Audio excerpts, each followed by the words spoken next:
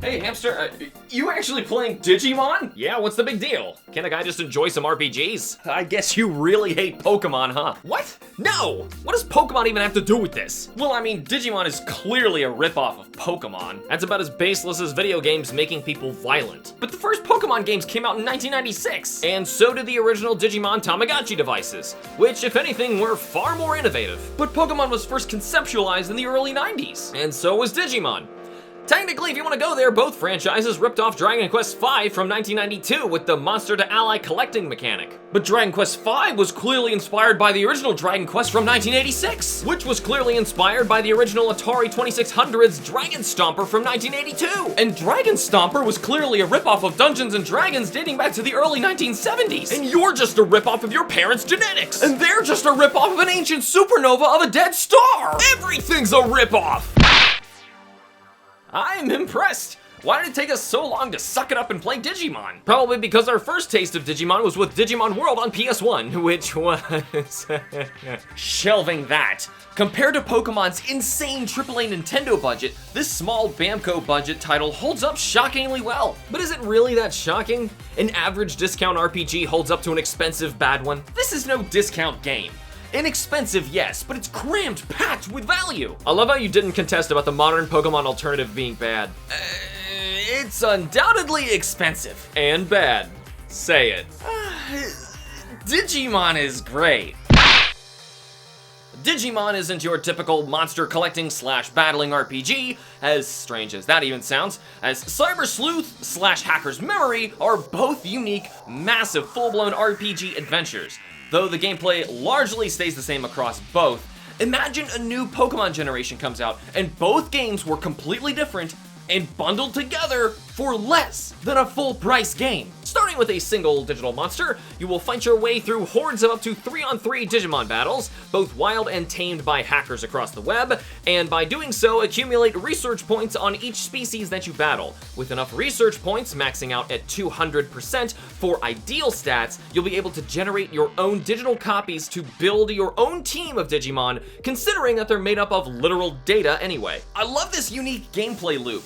Grinding in regular gameplay not only levels up your team traditionally, but also streamlines the party acquisition process.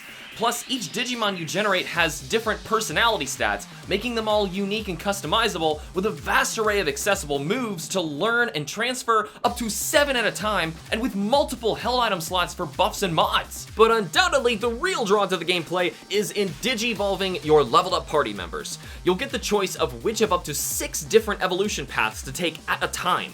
What you can digivolve into, however, is determined based on your current level and stats, which could be easy or even impossible based on how your Digimon were raised. This is indescribably addicting, growing your field guide and turning those mysterious shadows into new party members, especially for those knowledgeable enough of the series to aim for certain Digimon that they're looking for. That all sounds well and good, so it sure is a shame that the rest of the gameplay kind of sucks. Whew, well, yeah, it's definitely arduous. For what feels like 50% of the entire game, you'll be reading dialogue like a straight-up visual novel. Though the story can be interesting at times, it quickly becomes tedious as you inevitably lose interest and mash through it to get back to the real gameplay. But you gotta be careful with that!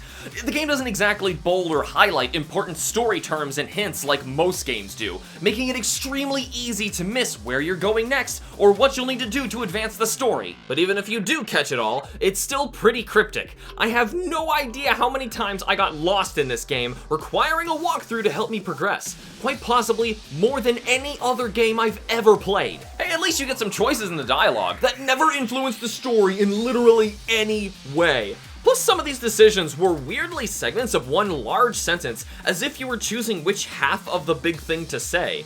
Was this supposed to be like one choice to show the main character's reply, or was this just a terrible translation mishap?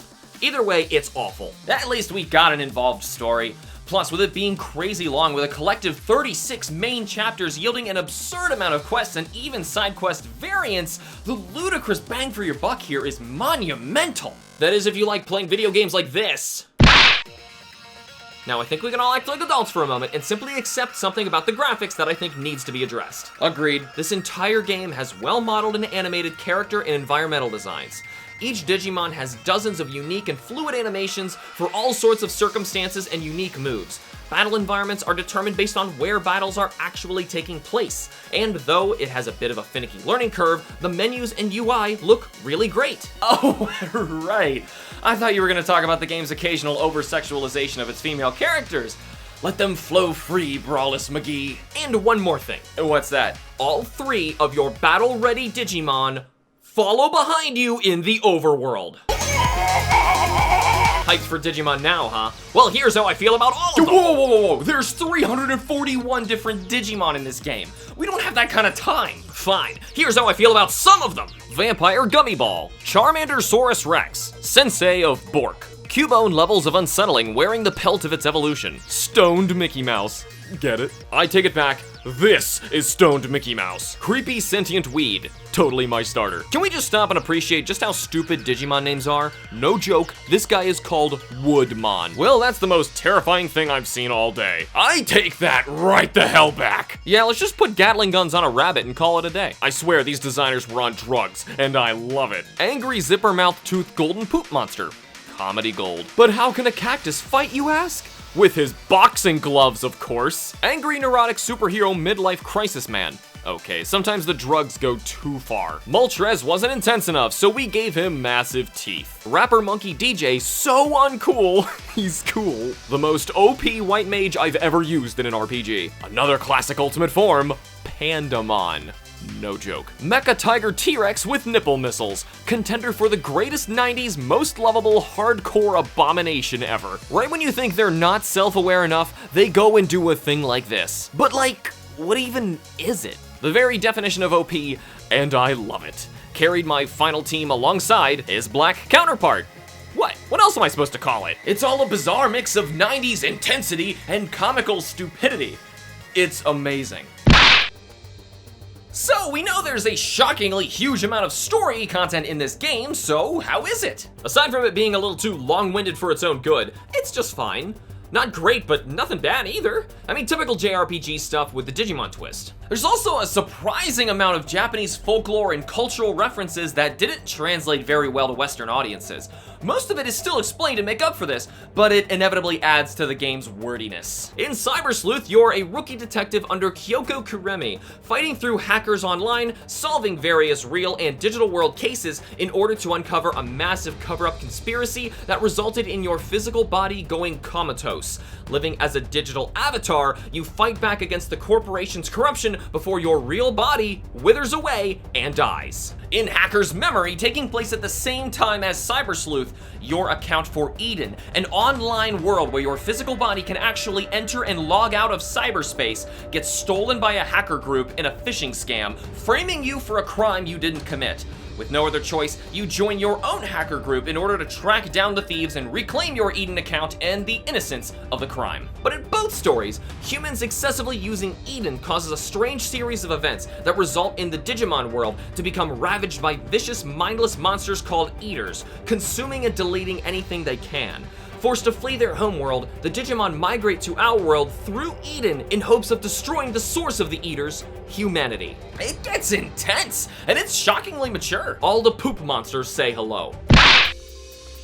The music is pretty good overall, though be warned, it is quite loud. This is one of those games where you've got to turn down the volume several notches to comfortably play. We're also neglecting to mention something pretty huge about the sound design. Yeah. It's fully voice acted for both humans and Digimon, in and outside battle, but only in Japanese. Having full-on voice acting at all is amazing, and localizing all this content just for one language, much less several, would have been an incredible undertaking, so I get it, but still, in a game with this much dialogue, it kinda sucks. At least all those sub not dub anime purists will be happy, I guess. Those people must not have kids or any other big responsibilities. Just being able to sit down and watch anime and not just listen to it is a luxury. And let's not make the obvious joke of why they don't have kids in the first place. This massive game has tons of interesting, unique RPG mechanics that stand it apart from the crowd, like how you need to find extra memory in order to carry a larger team of stronger Digimon that take up more file space. Customizing how you utilize your memory with weak and strong Digimon makes this party management a puzzle in and of itself. But keep in mind that this game is just as wordy as Bomb. Fine, Hamster, I'll give you that, but I'll also give you a choice to decide how you really feel about this game. Oh, come on! The positive gamer in me was pleasantly surprised with Digimon's story, Cyber Sleuth, and Hacker's Memory, giving it a strong 7 out of 10. But with its frequent sales slashing its already low price tag, I'm willing to mod it up to an impressive 8 out of 10.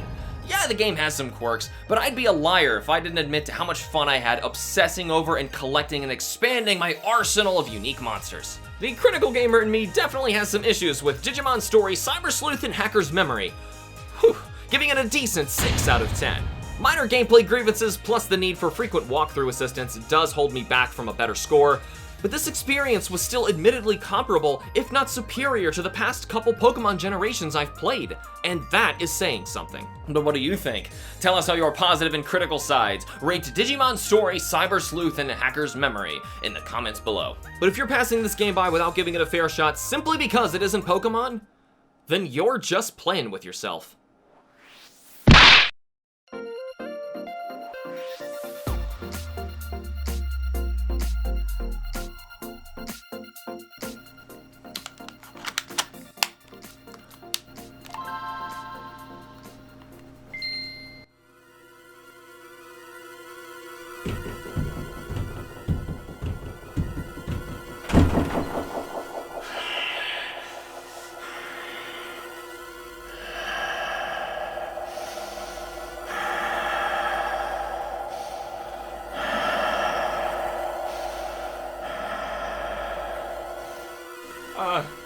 Hamster? Oh god. It's Fusion!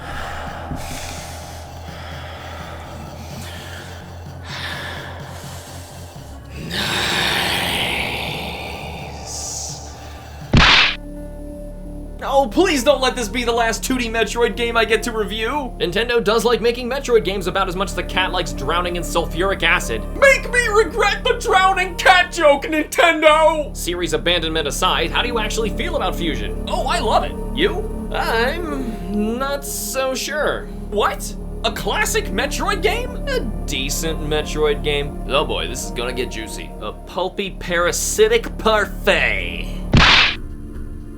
You played Super Metroid? Cool, well, Fusion is basically Super on Game Boy Advance.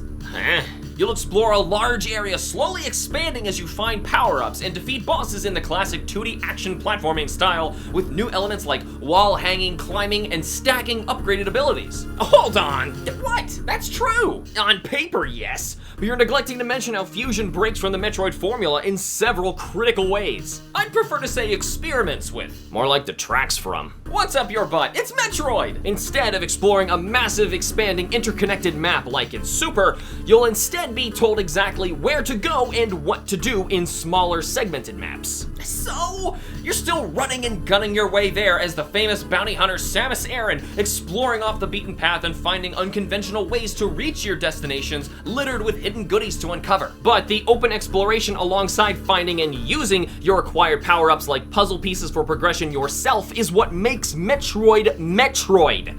And Fusion's linearity inherently detracts from this proof of concept. Okay, yeah, I don't like how the game literally blocks you off from exploring, and sometimes from even backtracking with level-locked access doors, but the segmented Metroidiness never at all felt like the game was invasively holding my hand or getting in the way of my enjoyment. The game literally blocked you off for backtracking for power-ups before the final boss, after waiting the whole game to do a clean sweep at the end, leaving you grossly underpowered for the final battle, and with the tough decision to start the entire game all over again. Yeah, that pissed me off. And some of those gameplay updates you mentioned kind of bother me. Like how so many of your abilities simply stack on top of old ones, making the acquisition of new power-ups less exciting. The joy in gathering new power-ups was always in trying them out and feeling more powerful. Not that my missiles shoot ice now, or my beam makes an annoying screech sound whenever I fire. I never understood how Samus could climb ladders and even hang from monkey bars with a gun arm. You wanna know why they can't remake Fusion? It's because they'd have to answer to this silly little gameplay oversight. Or at least that's what I keep telling myself. Let's also point out that most of the bosses this time around are more about figuring out the one way to damage them and not just simply pumping them full of missiles like before. Though I appreciate this ingenuity, it's extremely frustrating to die repeatedly to a boss, losing all your progress up to that point, just because you couldn't figure out how to get the stars to align to damage them at all. Bosses also hit really hard in this game, so there is no time to mess around. To compensate for this, they hit a generous amount of energy tanks across the game to help you cushion that blow. Too bad you only found about half of them in both of your runs. If they only decided not to cut out some of the best abilities from Super Metroid, like the Morph Ball bomb jumping and the X-ray visor, you'd have had some better luck scavenging. Yeah, so I got to the end of the game without enough energy tanks and got locked out of backtracking a second time. Give me your Metroid card. At least I beat the final boss underpowered that time. Don't look at me like that. I'm good at games. Fusion looks like Super verbatim, except more vibrant, but also more hauntingly menacing. The animations look more fluid, and the horrifying alien, biological, and cybernetic creature design is spectacular. Agreed. It's stellar. Huh, okay. I especially love the boss designs like Nightmare, the grotesque cybernetic gravity-altering spider-eyed baby face-melting abomination. Now that you mention the bosses, that spider mech drone thing was kind of bland. Which spider mech drone? The one you have to fight twice. The game looks good, okay?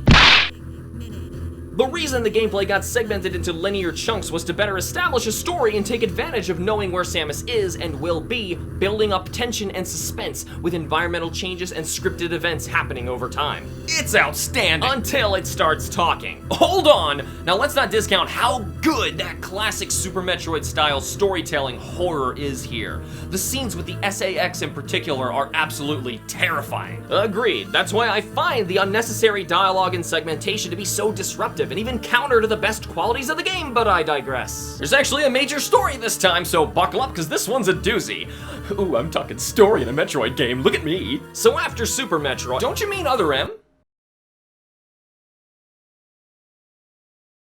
So after Super Metroid, Samus takes on a mission for the Galactic Federation, bodyguarding their troops from the hostile planet SR-388 from Metroid 2, where they are attacked by a strange globular alien parasite species called the X. The X have the ability to instantly possess, kill, copy, and multiply any biological life form. Turns out the X were such a hostile species, the ancient Chozo actually created the Metroids in order to give the X a natural predator and keep this cataclysmic species in check. And we all know how well that ended.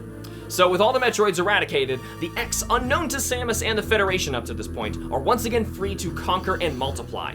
The X managed to infect not only Samus on this mission, but also infest a Federation biological research base orbiting the planet. Samus's infection is severe, requiring several chunks of her suit to be surgically removed, and she's still given less than 1% chance of survival of naturally fending off the parasite attacking her nervous system. That is, until the researchers discover that injecting her with Metroid cells can help her overcome the infection, becoming a literal fusion of both the X and its natural predator, the Metroids. Get it? Now, immune to the X, Samus boards the Federation Biological Space Laboratories, BSL, to investigate the onboard X outbreak. The wild X revert to blobs after being defeated in their host-copied form, but if they're not absorbed into Samus's body in time, turning into ammunition and health, then they can reform into totally different enemies. And of course, every living thing in this biological research station is corrupted by the X. And this isn't exactly the friendly kind of biological research. Yeah, it's a straight-up bioweapons facility, harboring all sorts of perfect hosts like Ridley's frozen corpse. To make matters worse, there's a particular X roaming loose around the facility as a perfect copy of Samus in her maxed-out power suit, formed from the reformed parts removed from her surgery. Codenamed SAX, this overpowered copycat is causing quite a stir, blowing up segments of the station and hunting down the real Samus, possibly due to her recently acquired Metroid DNA. Samus cooperates with the station's AI captain, whom she names Adam after her former commanding officer since it reminds her of him, for some reason. Adam directs Samus all over the station across its 6 various biological climate-themed sectors, collecting suit upgrade downloads and destroying the X-possessed threats to the station. Eventually, Samus discovers a hidden Metroid breeding program, which Adam promptly detaches from the base and destroys, leaving Samus barely any time to make it out alive. but luckily taking out the SA-X with it as it's overcome by the Metroid attack. And that'd be great and all were it not for the revelation that the SA-X had been multiplying on the base for some time now, and there's currently at least 10 of them roaming the facility, so that's nice. Also, Samus shouldn't be too surprised to see a Metroid breeding facility, considering the Galactic Federation magically had Metroid DNA in order to save her life earlier after they were all supposedly eradicated. Plus, there's the fact that this all just happened verbatim in Other M. Shut up! So, the Federation decides that the X is an incredible asset worth recovering from the BSL and commands Samus to stay put while they recover it from the facility for more research purposes. Considering how this idea is arguably even dumber than having a Metroid breeding program to begin with, like ending all life in the galaxy kind of moronic, Samus decides to go against the Federation demands. However, Adam has her locked inside of the navigation room. Turns out that Adam, the facility's AI, was actually modeled after the real Adam, Samus's former commanding officer. Because why not, I guess. And in this critical moment, decides to break protocol and instruct Samus on how to send the station on a crash course with SR-388, where it will self-destruct and take out the entire planet, ending the X-Parasite threat for good. What kind of explosives run this biological research station that would even allow it to conveniently detonate an entire planet? And that Adam twist thing wasn't exactly handled very well. The whole game, Samus keeps monologuing saying, "Gee, this AI sure reminds me of Adam," and when we finally find out it's Adam, we're just like, okay, it's Adam. There's like no build-up, mystery, or payoff. Anyway, of course Samus is stopped by the SA-X, or rather, one of them, I guess, in a final battle where she's at last at the same level as the parasitic monstrosity to take it down. Assuming you found all the pickups. Yeah, whatever. But after defeating it, the creature mutates into a gross amalgamation of all other sorts of alien monsters the X had previously infected. Ironically, this form is incredibly easy compared to straight up battling another Samus. But after killing the beast, the host parasite flies away, and Samus kinda doesn't care as she's sending the entire ship on a crash course with the planet anyway. But before she can board her ship, she's stopped dead in her tracks by a fully evolved Omega Metroid. From 2. It's a thing. Just watch the Samus Returns video. Unable to defeat the creature, the SA-X reforms and challenges the beast with the Ice Beam, but inevitably gets slaughtered itself, allowing Samus the chance to absorb the final X and reclaim her Ice Beam, allowing her to lay waste to the vicious Metroid and escape from the station before it explodes. The story itself is good enough for what it is, but the real problem to me comes with its delivery. Samus is constantly locked into navigation rooms to advance the plot, basically needing permission to continue exploring and playing the game. I appreciate what they were doing here. You can't really tell a deeper story than Super without making sure that the gameplay allows for it to be told. And the real takeaway from this story here isn't what happens, but how effective the suspense and horror-filled tension were. But the real offender is with the actual dialogue. At times it's lengthy, redundant, and reminds me a whole lot of the laughably poor delivery in Other M. Now, we'll obviously talk about Other M another day, and even though it came out 8 years later, its ties with Fusion are uncomfortably uncanny. You can take almost any of Samus's lines from Fusion and read them as if they were voiced like Samus from Other M to understand just how poorly written some of Fusion's lines are at times. Both were clearly created and written by the same guy, Yoshio Sakamoto. For the same reasons Other M's story is horrendous, Fusion shouldn't get a pass just because it wasn't voiced on the Game Boy Advance. It may have sloppy delivery, but even a wordy, cheesy B horror movie can still be incredible, and Fusion does an outstanding job at building a terrifying atmosphere. Unlike... Wait a minute, if Samus surgically cannot remove her suit, then how does she use the bathroom? Shut up, Samus doesn't poop. Oh, it's dreadful. And I'm sure you mean that in the most endearing way possible. I do. Although it's not as good as Super. Ugh! But those voice samples over the ship intercom were really clean. But some of those sound effects like the plasma beam and Neo Ridley's roar are just obnoxious. Come on! If you like Super Metroid, then playing Fusion is an absolute must. It is the true sequel after all. Did you like the story in Other M? First off, what? Secondly, you'll love this game, as it's the same story, but it's not just inherently better at pacing, suspense, and overall characterization, but it's also the canonical sequel to Other M. Oh god, is that what Fusion's reduced to anymore? A better version of the game that killed the franchise for a decade? I'm starting to realize why I don't like it as much as the others.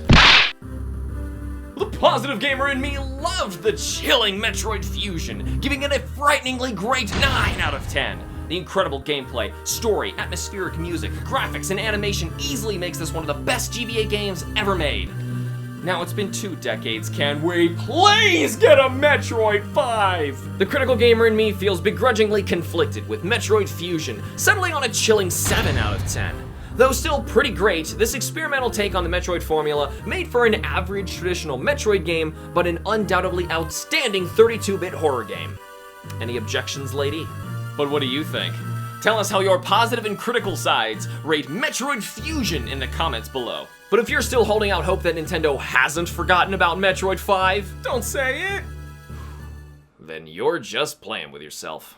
Watch a new Metroid game will be announced right after we release this, and we'll both look like hopeless dweebs. Come on, Nintendo, that's some low-hanging fruit. Take the bait, please! I'm not desperate!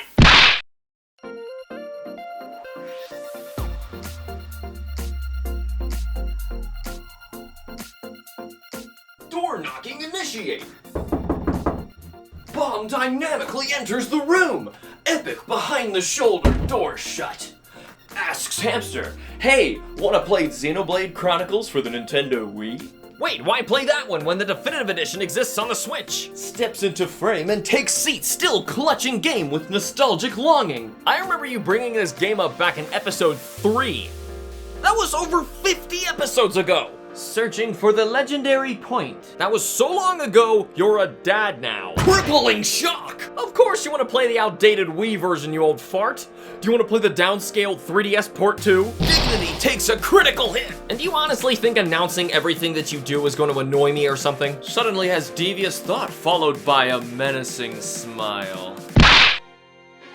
Everyone, let's go! Looks like we don't have a choice. I'm really feeling it. We can definitely do this. Backslash! Behold the power of the Monado! Keep your stinking future. Let's not lose our heads, though. Man, what a bunch of jokers. I have no time for small fry. Let's press on and on and on. I could really do with a shower right now. Leave it to Heropon. Ricky's sidekicks do good. Witness my power. The ether is flowing through me. I'm really feeling it. Ricky's sidekicks what a bunch of jokers. Okay, what do I have to say to get you to stop? What time is it, Hamster? Oh, God. Keep your stinking future.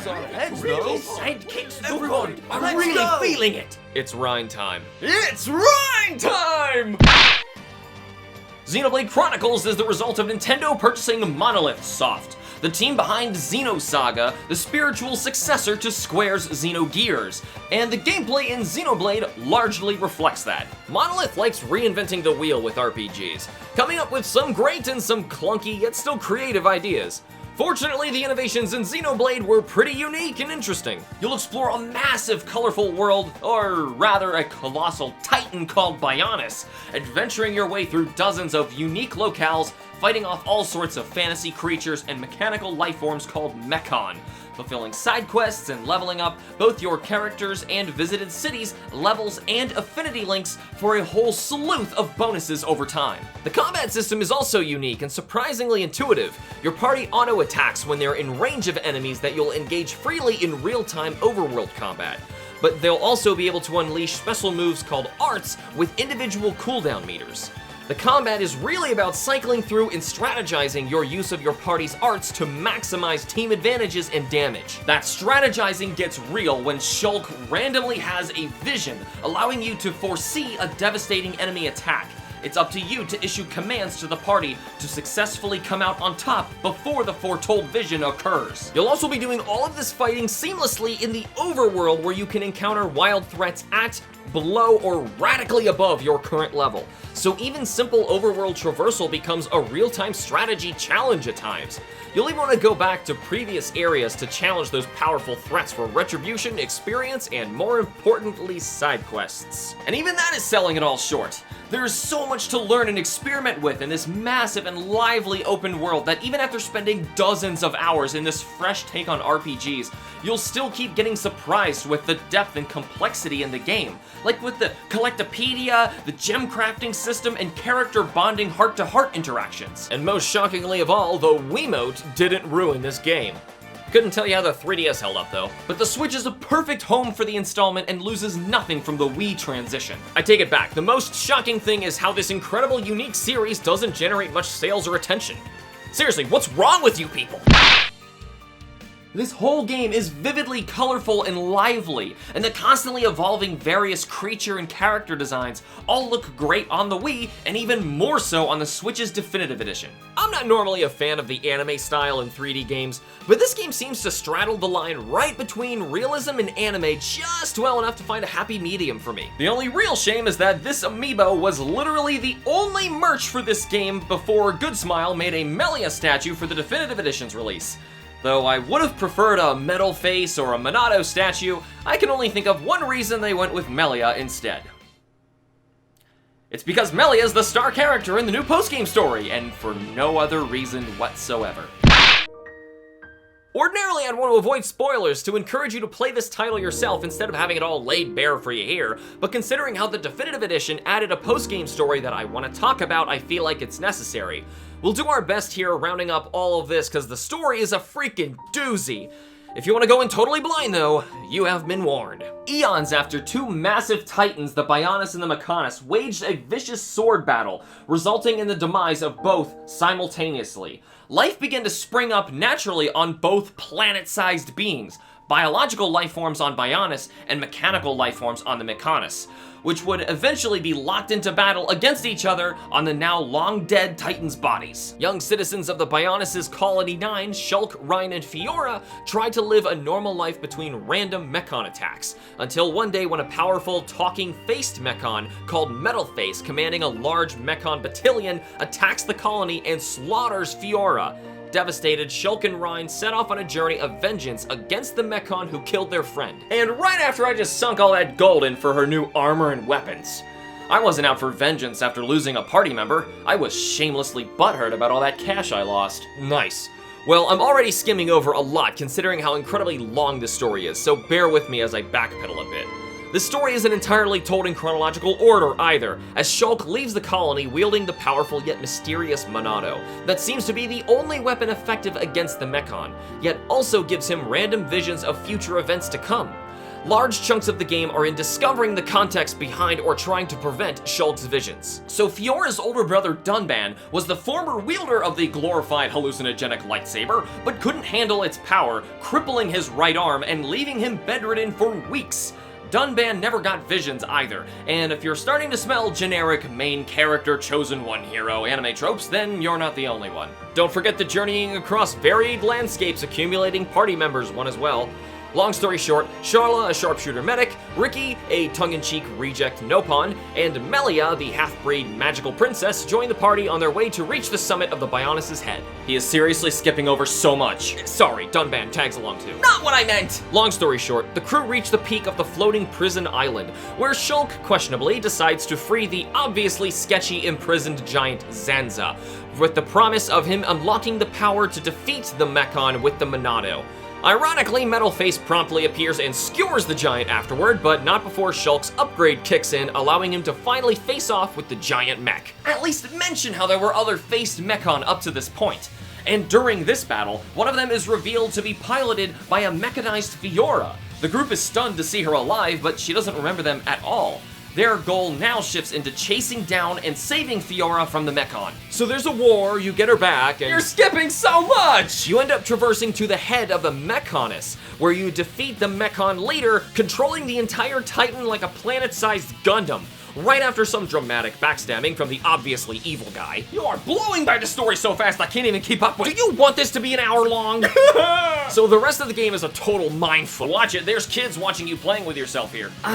So it turns out Zanza was actually an evil god possessing the giant from Prison Island, and in truth was the soul of the Bionis, hidden dormant in the Monado, recovering slowly from his ancient battle, waiting for his proxy, Shulk, to awaken the Monado's full strength and restore him to life again so that he could end all life on both Bionis and Mechonis to ensure his own survival in an eternal cycle of death and rebirth fueled by the souls of all those killed FF7 livestream style. The poor people of Mechonis were only trying to stop this tyrannical god from awakening and ending all life by siphoning his revival fuel source, the lives of the people of Bionis. You're the bad guys! So now you just killed off one of your only hopes of survival now that the Bionis is back in action, flinging, crushing, and dropping everyone off of itself as it attacks the once again lifeless Mechonis, with an entire war happening on its sword, by the way. Basically, everyone is doomed because of you, unless you can somehow defeat Zanza head on. So like all other good JRPGs, a ragtag group of unlikely heroes travel the world, uncover a sinister plot, and ultimately kill God. By sheer will, Shulk awakens a Monado of his own to defeat Zanza and absorb his unlimited power, and with it, chooses to rewrite the universe. But to avoid following in Zanza's short-sighted footsteps, he creates a world with no need for gods. Because subtlety. And if all that craziness wasn't enough, and believe me, we skipped over a ton of cool stuff, we get insight into when Zanza first created the universe. He was just a man in a space laboratory performing an experiment gone wrong. His old world is uncannily reminiscent of Xenosaga, and here a certain character is revealed to be the remnant AI from his ship, who's also decorated with Zohars, so just saying. The story checks all the boxes for a great RPG, but with some awesome Metal Gear plot twistiness thrown in. I'd even go so far as to say that you'd ruin it simply by adding or changing anything unnecessarily. And guess what they did for the Definitive Edition? Hey, if you just want to be in the Xeno universe for longer, then this post-game story starring Melia first and foremost will certainly give you an incentive to keep playing. But this post-game story adds absolutely nothing to the game, and if anything, its redundancy seems to detract from the entire focus of the main campaign. Honestly, I was excited to see this new universe that Shulk wished into being. There really was a ton of potential for an epic story to be had here. Unfortunately, it all just boils down to racist people hating each other and Melia's half-breed nature being a middle ground tying them together so everyone can start acting like freaking adults.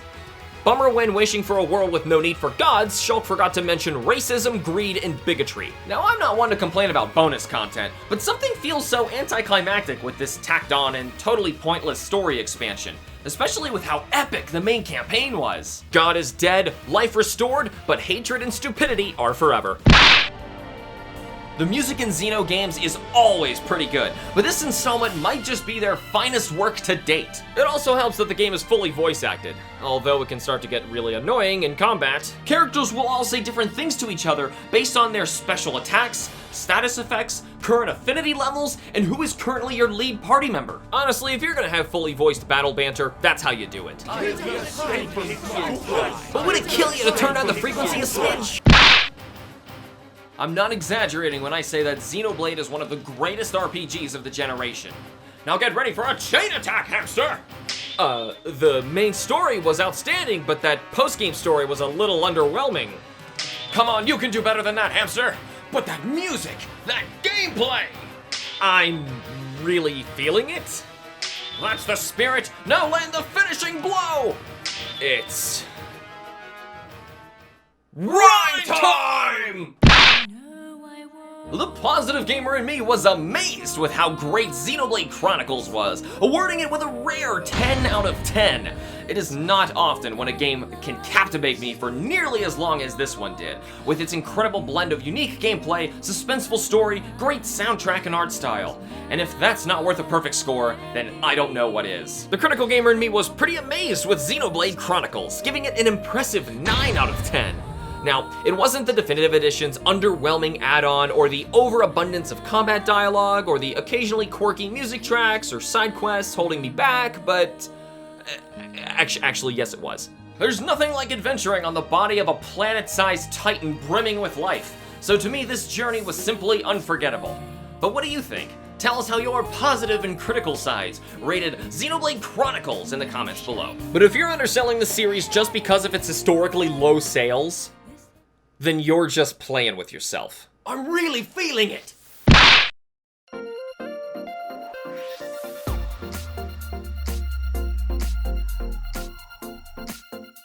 Oh, I'm so ready to play Metal Gear Solid 5. This is gonna be amazing. Ooh, that's it!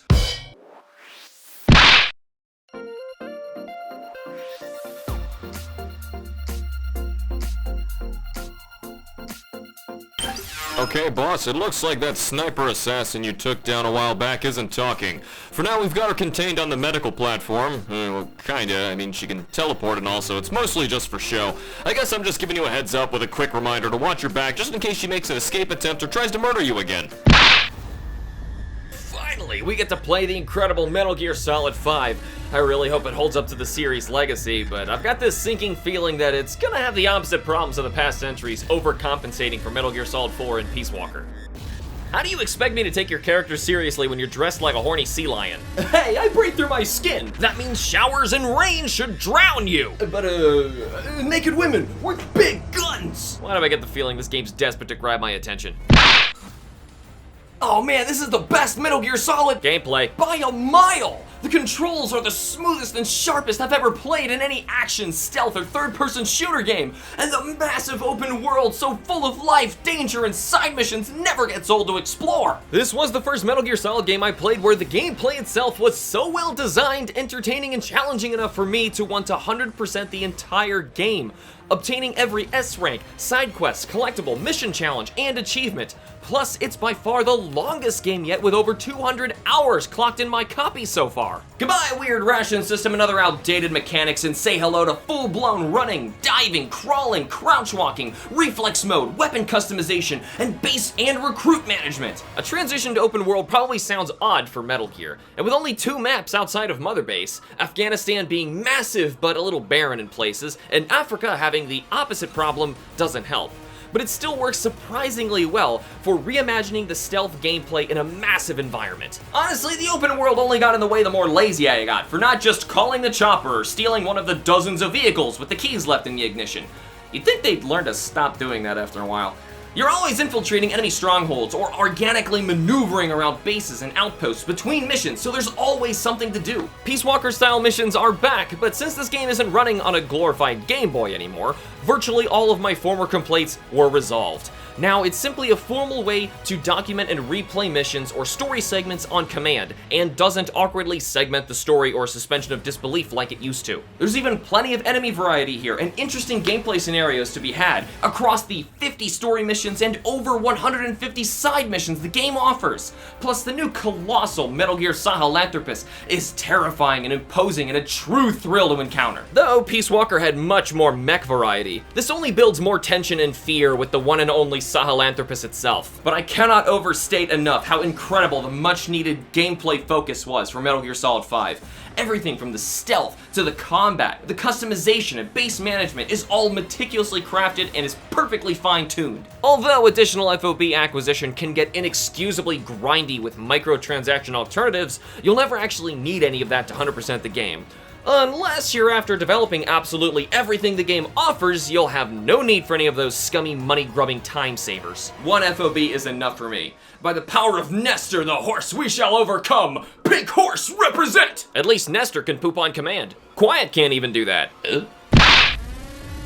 This game looks fantastic on PC, PS4, and even the PS3. Its characters, environments, cinematics, and UI all look stunning, keeping up with the established high-quality standards for the saga. The graphical fidelity is so good, stealth actually takes on a whole new level of immersion.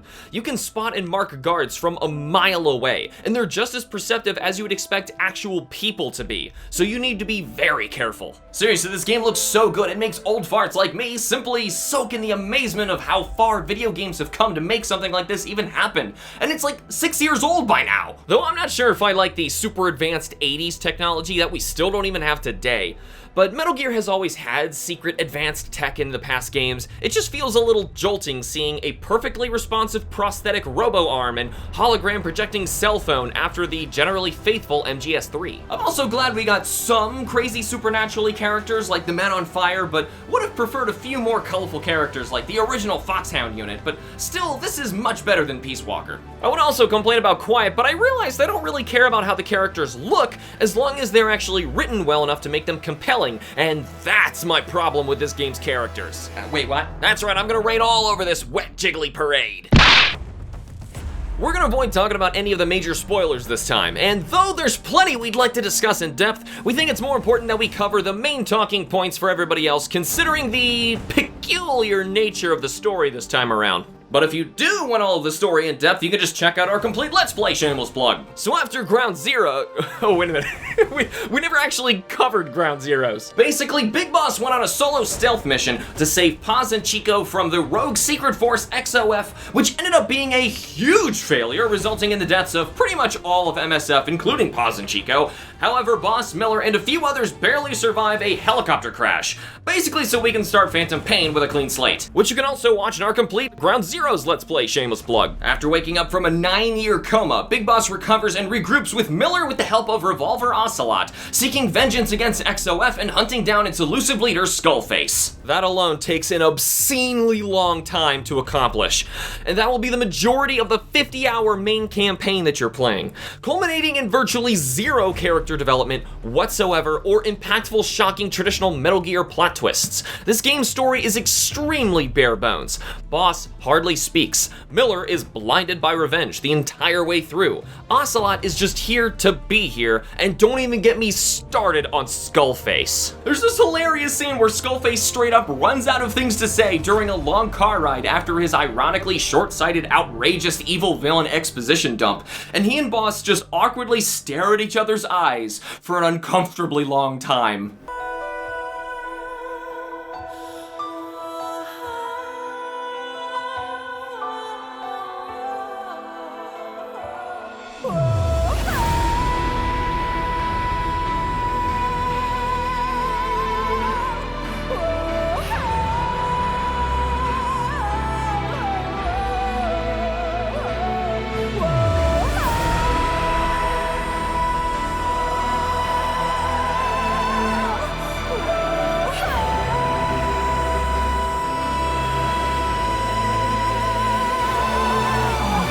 Your plan's dumb, and so are you.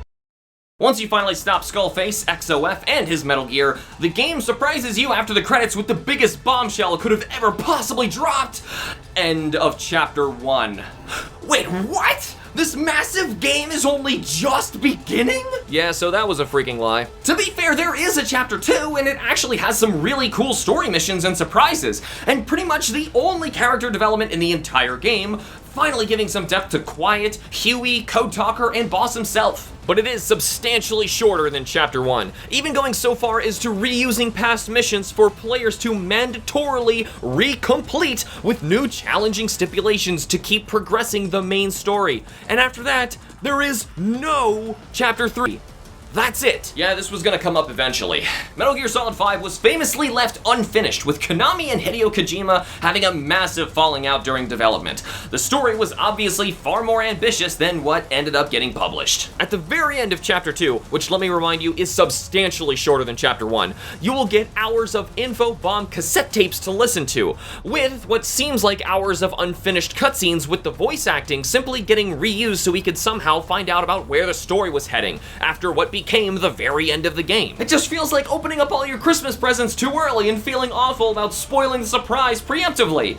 I feel terrible saying that some of the coolest story moments of this game happen at the very end during hour-long audio cassette tapes. There are a small handful of cool plot twists and surprises for players who made it this far, and as promised, we won't spoil any of them, but what's even more painful than the cassette tape info drop is the fact that the actual main story we got doesn't even resolve. Yeah. So dancing around the details, a true final boss battle taking place on a third map, wrapping up the story of several abandoned yet massive plot threads got cut from the game. And no matter how you look at it, that just sucks. And considering how underwhelming Chapter 1 was, that just makes the sucky suck all the suckier.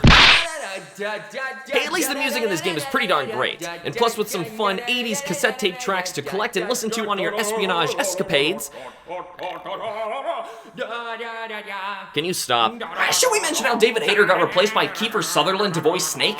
Who cares, he barely ever speaks anyway. If you think the story alone is what makes a good game, then Metal Gear Solid 5's incredible gameplay will change your mind. Unless the story is the only reason you're playing it. But the gameplay is really good! Yeah, that's totally the reason people play Metal Gear. The positive gamer in me had an outstanding time with Metal Gear Solid 5, ranking it with a 9 out of 10. Though the gameplay and graphics are outstanding, offering hundreds of hours of enjoyment, I can't in good conscience give out a 10 out of 10 for an incomplete and unsatisfying story experience, especially in a Metal Gear Solid game. The critical gamer in me struggles with redeeming Metal Gear Solid 5, being released with great gameplay and an inexcusably unfinished story, landing on a solid 7 out of 10. Though still an outstanding game, it's ironically the sequel we didn't need, cut painfully short, accidentally ending its own saga's campaign with a cinematic dud. But what do you think? Tell us how your positive and critical sides rate Metal Gear Solid 5 in the comments below. But hey, if you're gonna complain about Metal Gear Solid 4's overly involved and borderline invasive story, and then have the nerve to complain about 5's abysmal lack thereof, then you're just playing with yourself.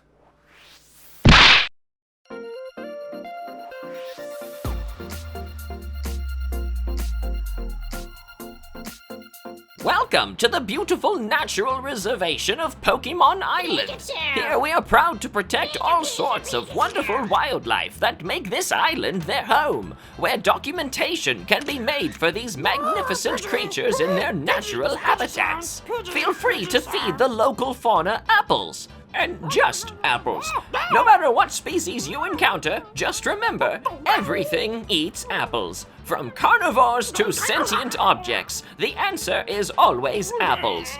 Be sure to stay vigilant on our tour and have your cameras ready for particularly rare sightings like evolution, wild battles, funny deformities, social anarchistic uprisings, inbreeding, and oh, what's this? Speaking of which, if we take a look over to our left, we'll get a rare sighting of our two local Snorlax mating. These two lovely specimens are a pride and joy of Pokemon Island staff, and it looks like we're just in time for the action, as it generally takes wild Snorlax several hours to find their mate's genitalia.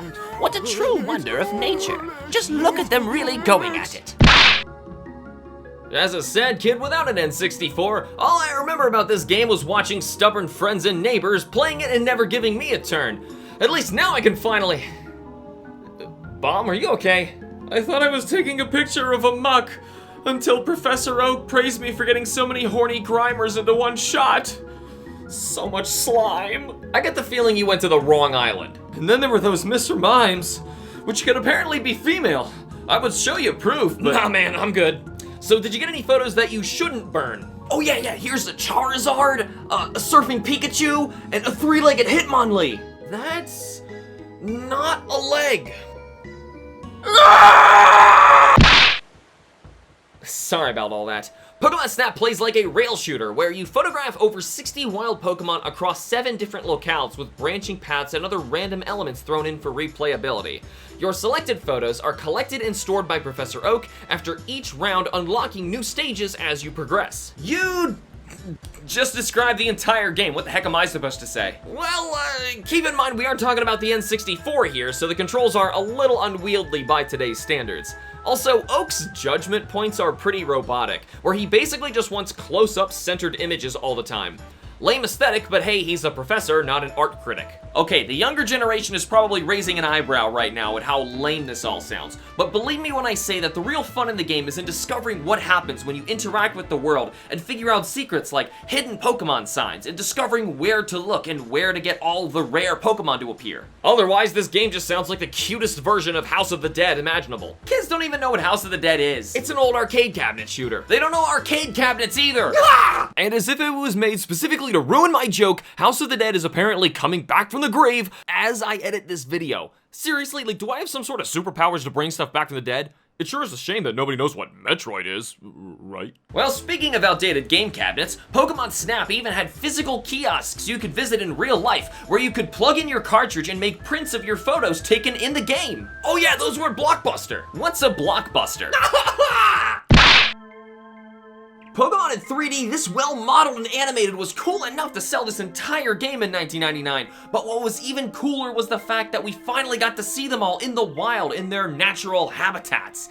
The game's presentation really made it all feel like you were really in the world of Pokemon. But due to the graphical limitations of the N64, this limited the number and length of the stages, making this game pretty short.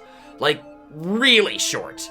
Like you can casually see the entire game in a few hours short. But just getting to interact with a fully 3D Pokemon world even for a few hours was mind-blowing enough for kids in the 90s. I can't help but imagine the original concept of this game, once described by the late Satoru Iwata, as a simple game where you just took pictures, devoid of any real motivation or purpose, until it occurred to the team to add Pokemon to make the game interesting. Well, now that I think about it, the game would largely be the same, but instead you'd just be taking photos of random animals instead of Pokemon. That's super lame. Hold on, are you telling me what we fell for was only pandering? But look at all the Pokemon! No! Wow, I finally found a cloister! Don't fall for it, Bomb! Oh, Gyarados just came out of the waterfall! He's not himself, I swear! Pokemon!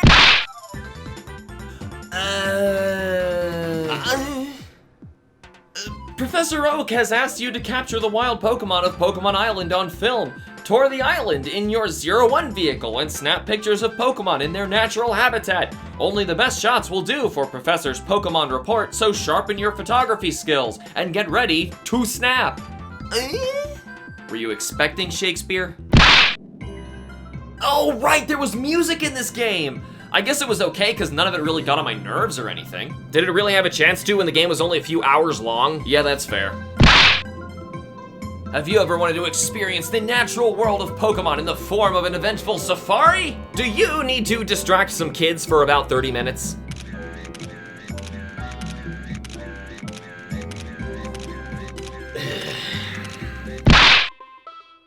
Well, the positive gamer in me had enough fun with Pokemon Snap to score it with a 6 out of 10.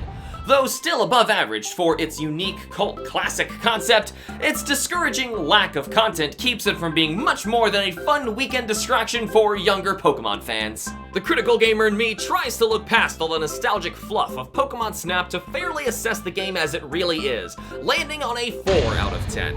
The game isn't exactly bad, but the vast majority of players going into this blind expecting a huge Pokemon expedition will inevitably leave it unsatisfied. What fans love so much about this game is the amazing potential the N64 glimpses us into, and with the series finally getting a new installment over 20 years later on the Switch, we just might finally see this concept fully realized yet. But what do you think? Tell us how your positive and critical sides rate Pokemon Snap in the comments below. But if you're discrediting the sheer impact of Pokemon Snap so much you can't appreciate all that it does right, then you're just playing with yourself.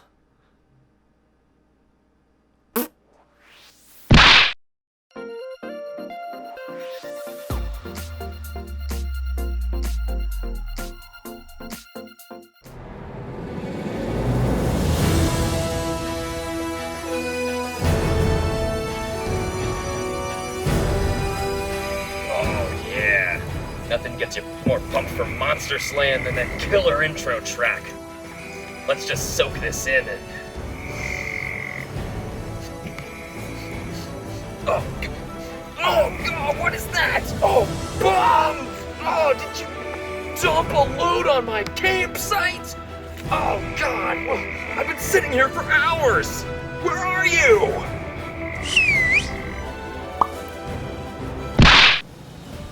Oh my God, it's amazing!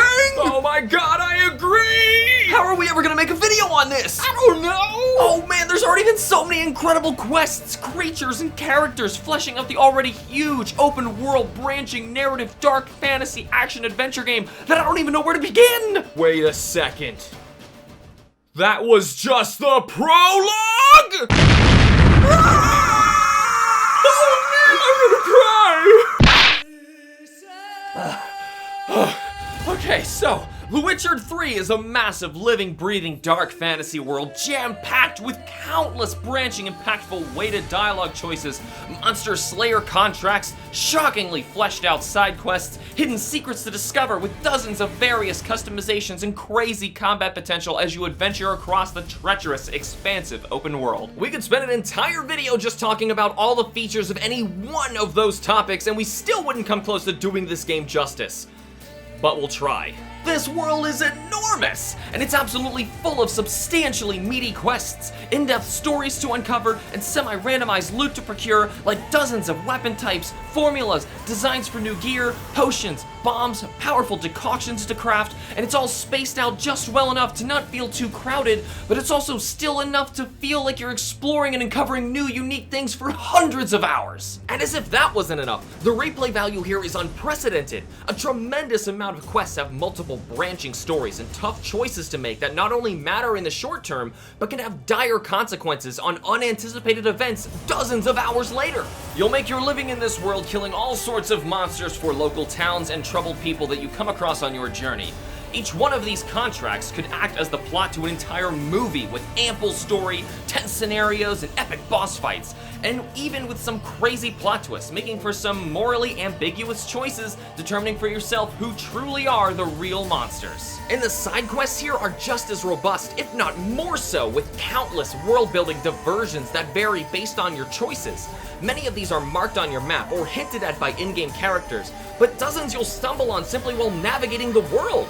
Most players won't even come close to seeing them all, making each discovery special and indescribably immersive. You'd think it'd stop there, but no! There's even hidden lore-building books and notes from all sorts of places, leading you on devious and sometimes even morbid treasure hunts and investigations, where each journey presents a fully realized narrative for you to piece together, with nothing but the clues in the environment and the scraps of paper left behind with no detail left unembellished. And then there's the action to all this adventure.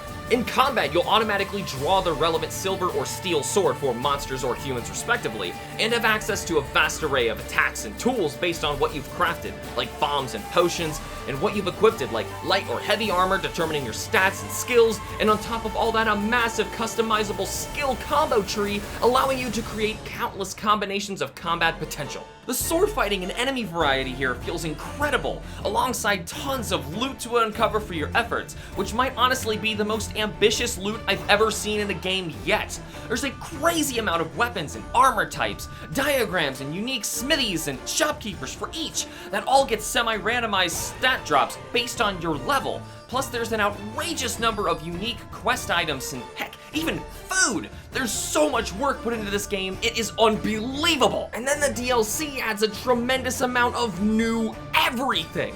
A whole new massive map, new contracts, side quests, 2 huge main campaign stories, large and impressive enough to justify being their own games, and a brand new Gwent faction with all new cards to collect and events to play. Oh yeah, Gwent! It's an awesome, well-designed, strategy-based collectible card game you can dabble in and challenge NPCs for money and new cards that alone becomes so addicting and fun by itself that it might as well just be an entire game. It is. Do you have all day? Because I could go on. This game looks magnificent. It's a technical marvel on every single release platform, even the Switch. Seriously, how is this even possible? I don't even know where to begin. This game looks absolutely stunning in so many regards that, once again, we're going to be zooming by and glossing over some of the finer details, but even still, we'll try. The character and creature designs are a tremendous improvement from the already impressive Witcher 1 and 2. The models and animations all look so compelling and real, it just makes the sense of immersion all the more palpable, to the extent that most players will never even notice the insane level of detail the developers added into the game, like how Geralt's beard actually grows in real time. Holy crap! And then there's the incredibly cleaned up UI, giving all this complicated skill tree and customization stuff a simple, understandable, and clean presentation. Even in the overworld, leading to sharp controls and easy to navigate environments, which is especially helpful in the outrageously huge and bustling cities of Novigrad, Oxenfurt, and Tucson. Just imagine the level of detail wandering around these incredibly detailed cities, markets, and ports, where you can stumble into pretty much any random door and find yourself in an actual NPC's home, and see where they live, follow them to work, and even carry out their lives, and then take their stuff. Even the 2D art for every single obtainable item, like the absurd amount of quest items, alchemy components, and consumables, are incredibly detailed and thorough. Even the books and notes you find have various artwork styles based on where you found them. That's some insane levels of dedication! And then there's the Gwent card artwork, which was absolutely amazing enough as it's representing the vast array of characters across both the games as well as the novels, but also got totally new alternate artwork in the free DLC updates. Speaking of free DLC, there's actually been a ton of it since release, and in most copies of modern iterations of the retail game, it's all included. The rare times this game doesn't look absolutely magnificent is when you get odd graphical or gameplay quirks, like when NPCs are doing something they shouldn't or your horse is teleporting somewhere strange. I've even clipped through the ground and had the game crash on me a time or two, but in terms of frequency, it was nothing like the first installment. Taking into account the absurd amount of things going on all at once, it's a miracle that this game not only functions, but performs as well as it does. Also, you'd always have the option to save, so even if something bad happens, you've always got a backup on top of an autosave feature. Even still, most of these slip-ups were funny, like Triss's hand loudly burning during a normal conversation, or a goose desperately trying to escape the kitchen at an inn. Those rare moments stick out, however, because the rest of the game is so immersive and well crafted that any little hiccup sticks out in your memory. Most of the problems we encountered were due to our recording of the game over multiple monitors, alongside other technical stuff that was technically our fault. Did we mention that you can watch this entire base game in our massive Let's Play? Shameless plug? I just want to spend an entire hour talking about how cool the various creatures and full bestiary is for this game. Oh, but what about the awesome but perfectly balanced Witcher senses you have that focus in with a fisheye and help you sniff out strange scents and follow tracks like a hound? Oh, and the characters! And the environments! And the gory detail! The sex scenes! And the... Wait, what? Avoiding spoilers this time, the big question everyone has with this game is, can I start with Witcher 3 before playing the first two, or even reading the novels? And to that I say absolutely. In fact, I'd highly recommend it, as this game creates its own story using the previous installments purely as reference material to make a good starting point for players new and old. Geralt of Rivia is a monster slayer for hire called a Witcher, and looked down upon by the populace as a necessary evil ridding the world of its vile ghouls, vampires, and specters. After fully recovering his memory after the events of the past installments, Geralt receives a letter from his former lover Yennefer trying to find him. Geralt tracks down Yennefer with the help of the non-benevolent invading army Nilfgaard, taking advantage of Geralt's desperation by roping him into slaying the local griffin in exchange for information on the whereabouts of the missing sorceress. Get used to people trying to manipulate or take advantage of you in this world. To them, you're just a garbage-cleaning mutant. Yennefer informs Geralt of his summons by the Emperor of Nilfgaard, Emir var Emreis, demanding that Geralt lead his investigation in tracking down his daughter, the lost princess of Cintra, Ciri. However, Geralt's motives are personal, as Ciri is actually his own adopted daughter, as many armies and powerful forces want their hands on Ciri for her political influence, as well as her rare magical elder blood. It's up to Geralt to find and save Ciri from the conquest of these encroaching forces, and most notably, the icy spectral riders from another world, the Wild Hunt. This journey will take you all over the world as you investigate Ciri's whereabouts, from the eerie swamps of Velen's Crookback Bog, to the free city of Novigrad, and to the distant frozen mountainous islands of Skellige. The real story is in all the investigations and contracts you fulfill for the locals in exchange for the next breadcrumb leading you closer and closer to uncovering Ciri's whereabouts, and also in the decisions you make on your journey, drastically changing the outcomes for the side and even the main characters. You have a large influence on this game's narrative, and unlike most games that claim to sport meaningful dialogue choices, every outcome and decision feels weighted and morally ambiguous, aside from them all having thematically interesting outcomes and variants on the greater story as a whole. But this isn't just a story about an adoptive father risking everything to find and save his daughter. It's also about the world of The Witcher and experiencing the various contracts and side stories throughout the adventure that show a true dedication to craft and story writing. It's also so professionally done and finely tuned to the details that it's still indescribably astounding even on subsequent playthroughs. Even when you explore off the beaten path, you'll uncover notes and diaries embellishing on the world and tying up narrative threads you might have otherwise overlooked, like discovering the names of the 3 wraiths you just defeated by a nondescript fountain, written in blood by the hands of a skeleton locked in the basement cell of a nearby shed, revealing the true tragic events of a mother going mad and drowning her 3 daughters in jealousy. The fact that every nook and cranny of this world has beauty and tragedy hidden in countless stories is simply astounding. We don't deserve the undeniable dedication to the world the writers gave us in The Witcher 3, but all we can do is thank them for the seemingly overflowing and unending fantasy narrative they've crafted for us to experience. The perfect balance in storytelling is when it's there when you want it and it's gone when you don't. And not only does The Witcher 3 balance this perfectly, allowing the player to access incredibly in-depth character bios and bestiaries, customized to the choices made in their playthrough, but the actual story is so well crafted and impactful, it's a shame nothing else has even come close to rivaling its monumental story writing achievements. The only thing that's not up for debate is that Geralt should definitely end up with Triss. Excuse me, he's with Yennefer for the whole novel series. But who the heck cares when their relationship was about as compassionate as an order by the entire book series just because Triss and Geralt complement each other's personalities and shortcomings in a way that can't even be compared to the disastrous relationship shared by Geralt and Yennefer. You might be getting tired of this by now, but it's true. This soundtrack is so spectacular with unique atmospheric, perfectly fitting orchestral and authentic musical scores that it's probably one of the greatest video game soundtracks ever made. Can we also give credit to the incredible voice cast for these outstanding performances? Not only is every single line in this entire game fully voice acted, but just imagine how many lines you'd have to voice for a single character like Dandelion or Zoltan.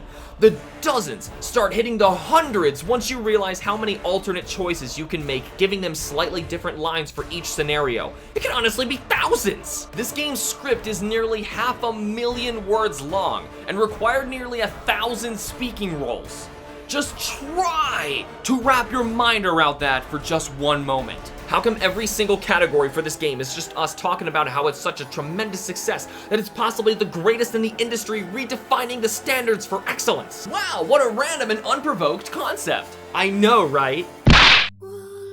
This game is so outrageously impressive in every single regard that I'd go so far as to say that if I were only allowed to recommend a single video game to someone, it'd be this one. The only downside to playing The Witcher 3 is that your quality standards for video games in general will go up so high you'll become disenfranchised with absolutely everything else. Without a doubt, this is the game of the decade.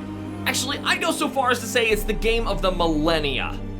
No, it's the game. Yeah. I legitimately can't enjoy other games the same way anymore because The Witcher 3 was so good it literally put everything else to shame. Why are you so perfect? He said the word. The positive gamer in me proudly gives Witcher 3 The Wild Hunt a perfect 10 out of 10 without hesitation. If you think I spent this entire video gushing about how great this game is, then just know that I didn't even come close to fairly showcasing even a fraction of what this monumental achievement in gaming has to offer. Either you knew full well that this perfect score was coming, or you just haven't played it yet. The critical gamer in me, who am I kidding? The Witcher 3 The Wild Hunt is an absolute masterpiece and deserves nothing less than the highest of honors with a 10 out of 10. And so does its 2 massive DLC packs, Hearts of Stone and Blood and Wine. It's all so impressive that Witcher 3 truly deserves to be in a rank all of its own. But for the sake of a review, I will reluctantly round down to a 10. But what do you think? Tell us how your positive and critical sides rate Witcher 3 The Wild Hunt in the comments below. But if you're so bold to let a couple bugs and glitches keep you from appreciating this magnificent beast of a game, then you're just playing with yourself.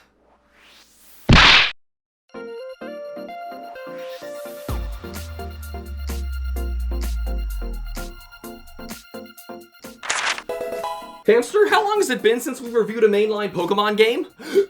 The Last Story, Monster Hunter PS2, Length of Adventure, Ranking Pokemon Generations, Metal Gear Solid, King Story Plus, Xenosaga Episode 1, Zelda Breath of the Wild, Metroid NES, Pokemon Coliseum, Shadow of the Colossus, Fortnite, Banjo-Kazooie, ARMS, Monster Hunter World Iceborne, Metal Gear Solid 2, Hollow Knight, Final Fantasy VII Remake, Bayonetta, Kanto Pokemon Opinions, Resident Evil 2 Remake, JoJo Pokemon Opinions, Doki Doki Literature Club, Monster Hunter Generations Ultimate, Homing Pokemon Opinions, Metal Gear Solid 3, Metroid Samus Returns, Sinnoh Pokemon Opinions, Uncharted Drake's Fortune, The Witcher Enhanced Edition, Unova Pokemon Opinions, Super Smash Bros. N64, God Eater Resurrection, Kalos Pokemon Opinions, Half-Life, Black Mesa, Zelda, A Link to the Past, Kingdom Hearts, Alola Pokemon Opinions, Bioshock, Persona 5 The Royal, Xenosaga Episode 2, Monster Hunter 4 Ultimate, Galar Pokemon Opinions, Uncharted 2 Among Thieves, Catherine Full Body, Metal Gear Solid 4, No More Heroes, Super Metroid, Super Smash Bros. Melee, To the Moon, Blasphemous, Horizon Zero Dawn, Overcooked, Witcher 2 Assassins and Kings, Super Mario Bros., Phoenix Wright Ace Attorney Trilogy, Metal Gear Solid Peace Walker, Digimon Story Cyber Sleuth Hacker's Memory, Metroid Fusion, Xenoblade Chronicles Definitive Edition, Metal Gear Solid 5 Ground Zeroes, Metal Gear Solid 5 Phantom Pain, Pokemon Snap, The Witcher 3 The Wild Hunt. Yeah, it's been a while. It might be a bad idea to make them wait another 65 episodes for the next one. The recent survey results make it look like they want to riot. I was so excited for both the original Pokemon Gen 3 as well as the eventual long-rumored remakes that finally released 12 years later. I say we cover them both in one huge double feature episode. Don't you mean a quintuple episode? I'll be focusing on the original GBA games Ruby, Sapphire, and Emerald, and everything they brought to the table for the franchise in the early 2000s. Which I guess leaves me with the 2014 3DS remakes Omega Ruby and Alpha Sapphire, rounding up the changes and alterations they offered over the originals. So now that it's been a year and a half, let's talk some Pokemon. Pokemon's debut on the GBA was massive and brought with it a huge overhaul of old mechanics and created the modern EV and IV system, double battles, as well as introduced awesome new mainstream staples like natures determining unique stat variants and abilities that alone brought a whole new life to collecting and battling. And for the most part, the 3DS's ORAS are largely the same games, but with the 3D models and innovations of Gen 6. Which were cool at the time, but the novelty kind of wore off fast, leaving these odd versions of a Gen 3 game with forcefully shoehorned elements from Gen 6 like Mega Evolution, making these games tremendously easier. Speaking of difficulty, the GBA entries might be the most balanced Pokemon games, with a steady yet manageable incline of difficulty as the challenges, roadblocks, and gyms become greater at the same pace that the trainer is intended to scale at the same time.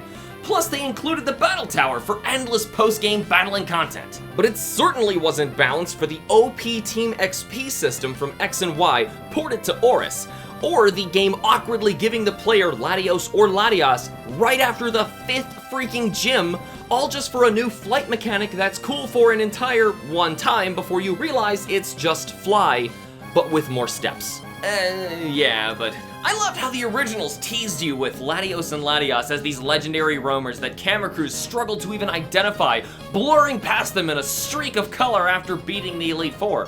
It felt like a brand new adventure hunting down these epic speeding rocket Pokemon that were always one step ahead of you, even in the intro cinematic. However, outside of this questionable design blunder, ORAS does have it pretty good when it comes to legendaries. You get access to a whole slew of rare and exotic legends from across the series due to an admittedly dumb tie-in with Hoopa in its movie, but still. Now that we're on the topic, hunting down legends in these games just felt amazing. Never again have I actually felt like I was on a personal journey uncovering secrets, literally deciphering code and solving riddles in order to break through and discover a new species.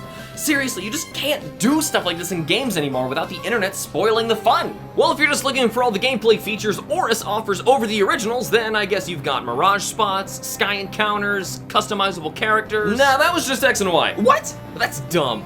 That's just like how the Safari Zone got ruined in ORAS. How could they have possibly ruined the Safari Zone? It was amazing on the GBA titles. By not charging entry fees, by not timing players, and by making them use their own balls to catch the Pokemon. Then it's just like another route, but with more steps. Yeah, it's catastrophically counterintuitive and pointless. Why'd they poo-poo on what made it fun? Speaking of pointless, there were also secret bases, which I guess were fun to screw around in for a few minutes before getting bored, and contests where you can experience a different kind of battle where, through turn-based attacks, you need to convince a judge that your Rayquaza is more beautiful than Jerry's Gulpin. I don't know, man, Candace's Zigzagoon sure has one menacing growl. Come on, Rayquaza, show them your Hyper Beam! Stop the press! Did my eyes just witness Edith's Talo using Wing Attack? Oh, screw you guys.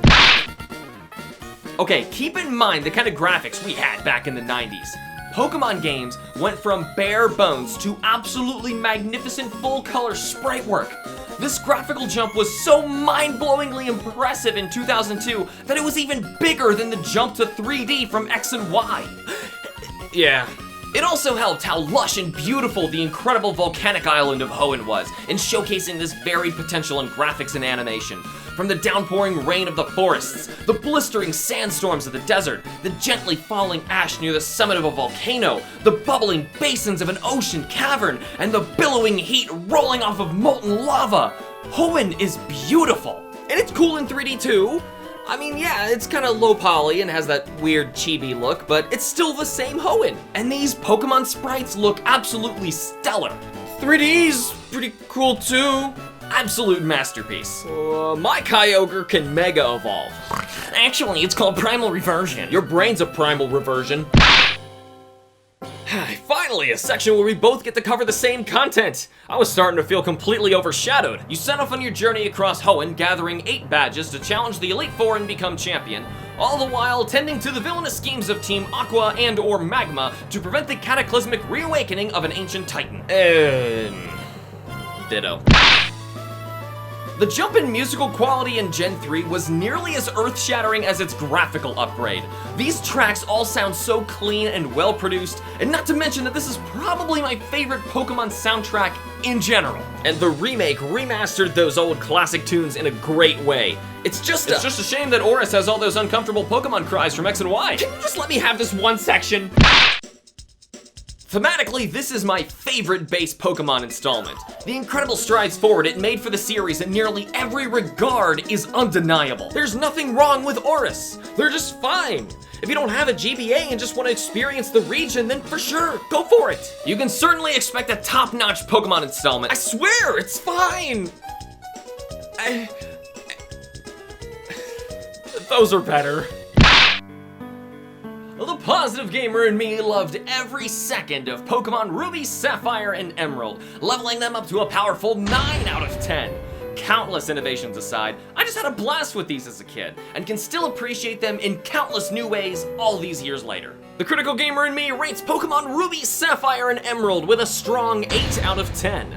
Though arguably the fully realized structural magnum opus of Pokemon, it's still got its flaws, like awkward HM usage and confusing navigation. The positive gamer in me still enjoyed the remade Pokemon Omega Ruby and Alpha Sapphire enough for a solid 7 out of 10. It's still above average, but more than anything, it's simply burdened by the baby's first Pokemon mechanics of X and Y. And the critical gamer in me reluctantly gives Pokemon Omega Ruby and Alpha Sapphire a decent 6 out of 10. If 5 is totally average, then this game is honestly just barely grazing over that curb, shooting for nostalgia, but accidentally soiling most everything the originals did oh so right. But what do you think? Tell us how your positive and critical sides rate Pokemon Ruby, Sapphire, Emerald, Omega Ruby, and Alpha Sapphire in the comments below. But if you're gonna unfairly criticize these games for something totally irrelevant and undeserved like, I don't know, too much water, then you're just playing with yourself.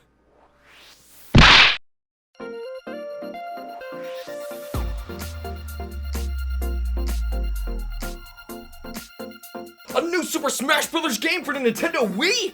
Initiate the Latin! Nintendo's greatest are coming together to battle it out once again! Nintendo?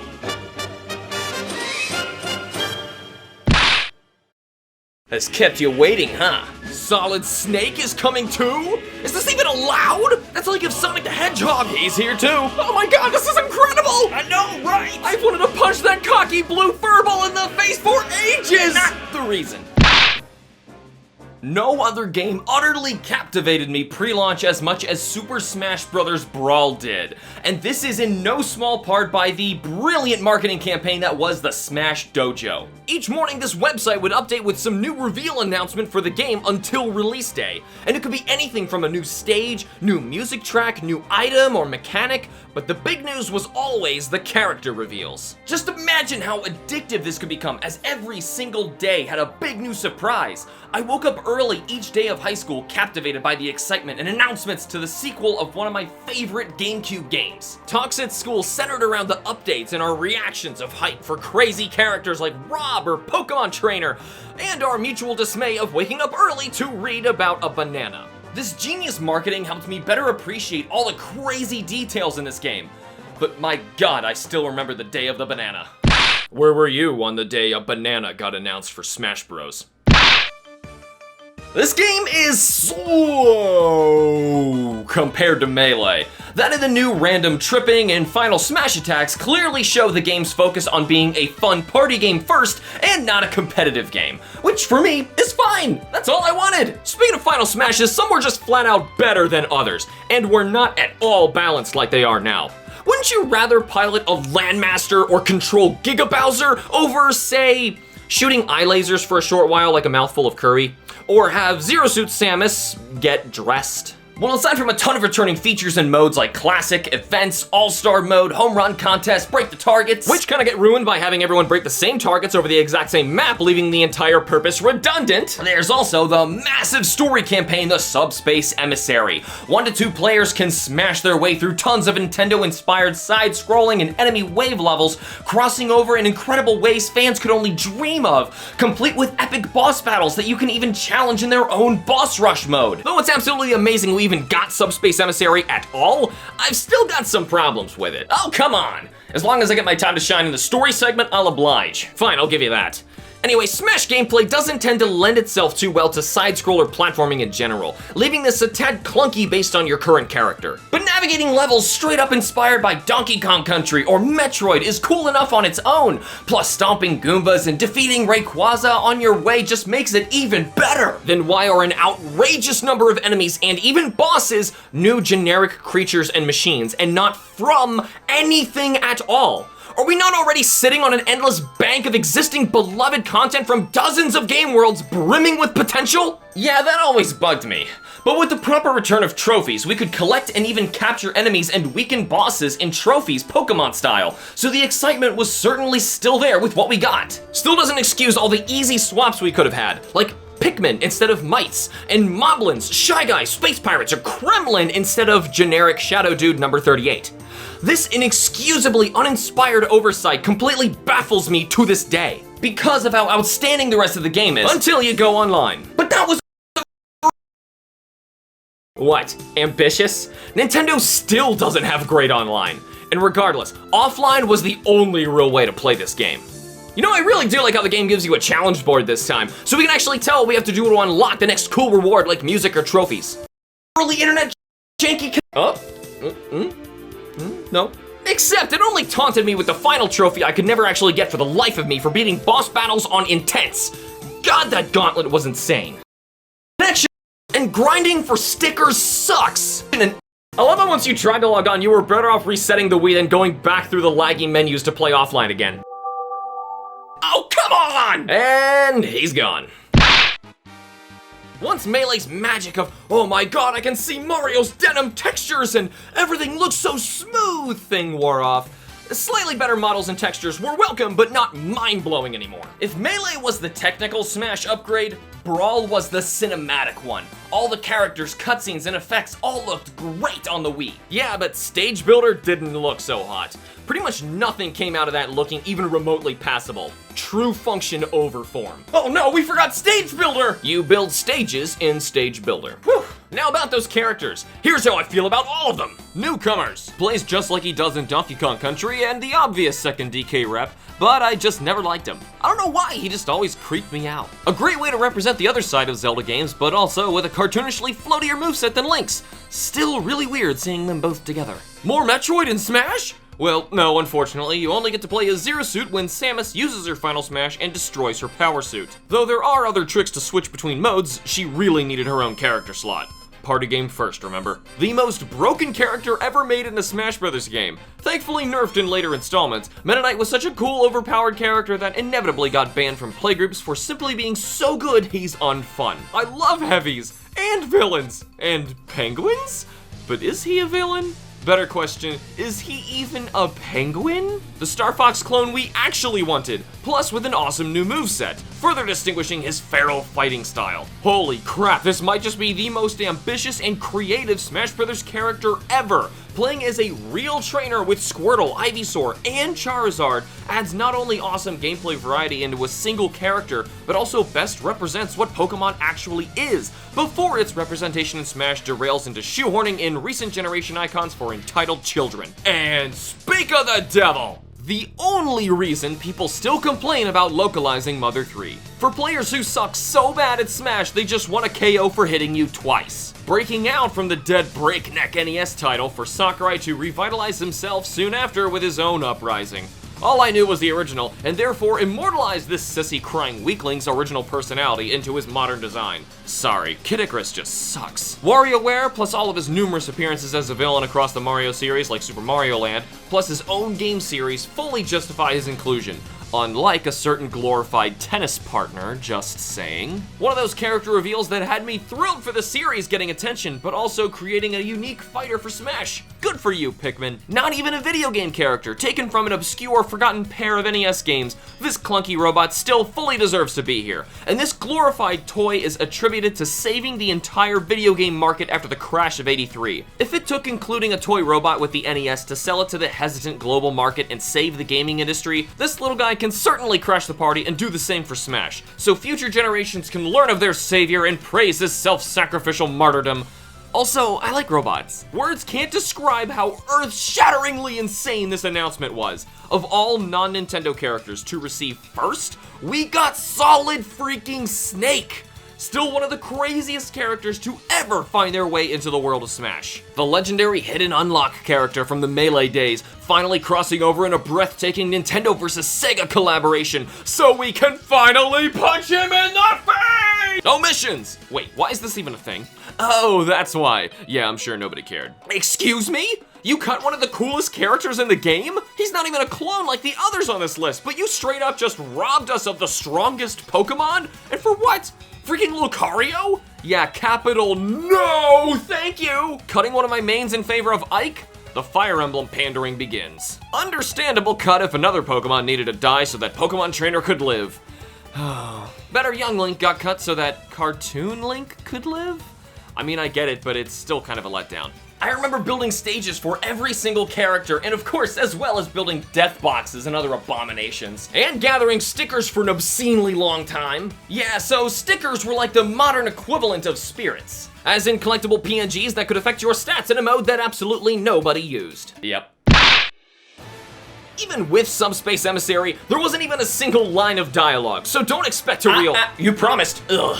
Okay, so you start with Mario and Kirby fighting in a stadium where they get attacked by the Subspace Army, and eventually Petey Piranha, who kidnaps Princesses Peach and Zelda after Mario gets launched into the Sky World with Pit. Kirby needs to choose which princess to save while defeating Petey before getting launched themselves, leaving the unsaved princess to be converted into a Shadow Fighter. Meanwhile, Diddy Kong loses Donkey Kong to Bowser's trophification gun or whatever, and joins Fox McCloud to fight Rayquaza, and Lucas meets up with Pokemon Trainer to battle Porky. Marth and Meta Knight battle together through invading hordes of subspace monsters. Link and Yoshi team up in the forest. Zero Suit Samus infiltrates a research facility to recover her power suit and ends up saving and teaming up with Pikachu in the process. These groups and more eventually converge as new allies are created like the Captains Olimar and Falcon, meeting up with Diddy, Fox, and Falco. Ness, Luigi, and King Dedede join forces. Meta Knight joins Lucario, the Ice Climbers, and even Solid Snake while infiltrating the Halberd, where they even find a way to save Mr. Game & Watch, manipulated into aiding the Emissary. The groups even get to battle Ridley, and eventually Meta Ridley in some epic boss fights where they eventually uncover that the ancient minister behind the subspace expansion was actually Rob,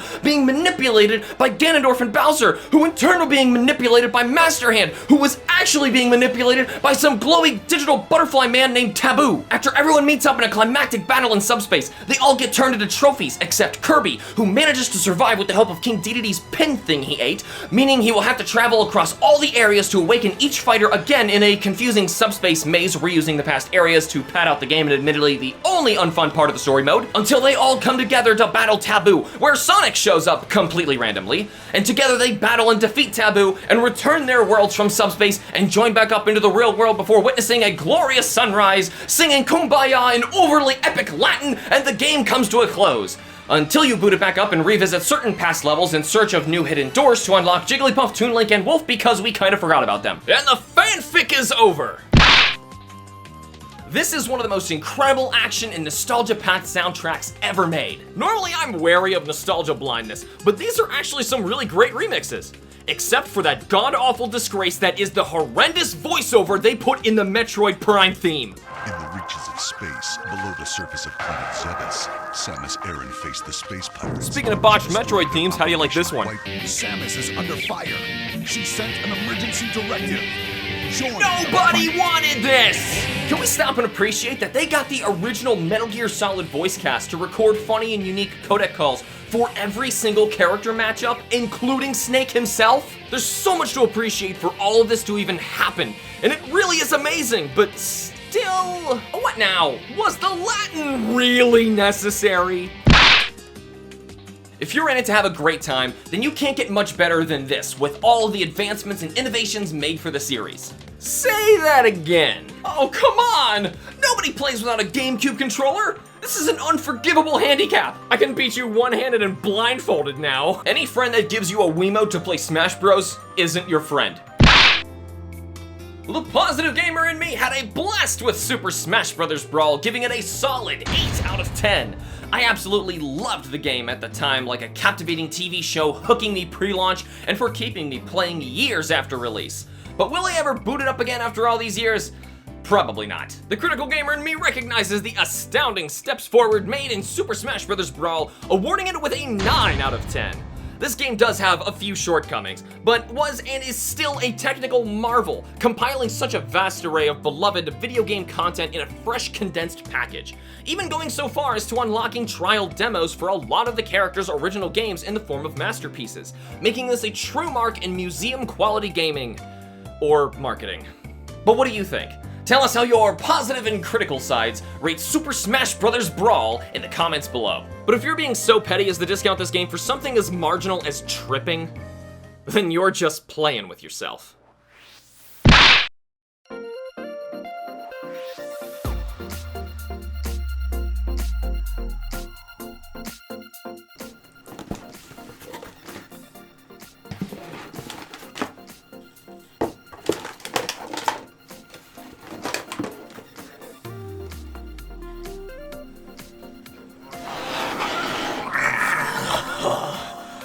Oh, I'm finally free.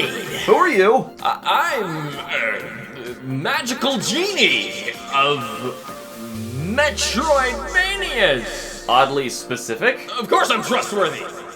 I'll grant you one Metroidvania, a wish for freeing me from my prison. Slumber. Also oddly specific. Well, I guess I'd want a new game with a cool, unique power-up system and ways to traverse and do combat with special abilities and creatively travel along the map, which should also be really colorful and beautifully animated and, oh, of course, with an amazing soundtrack. With all that together, the game would just be incredible. We'll see about that. What? Wish granted, fool! And so Ori and the Blind Forest came into being. Just look how incredible it is and verbatim what you wished for, Bomb.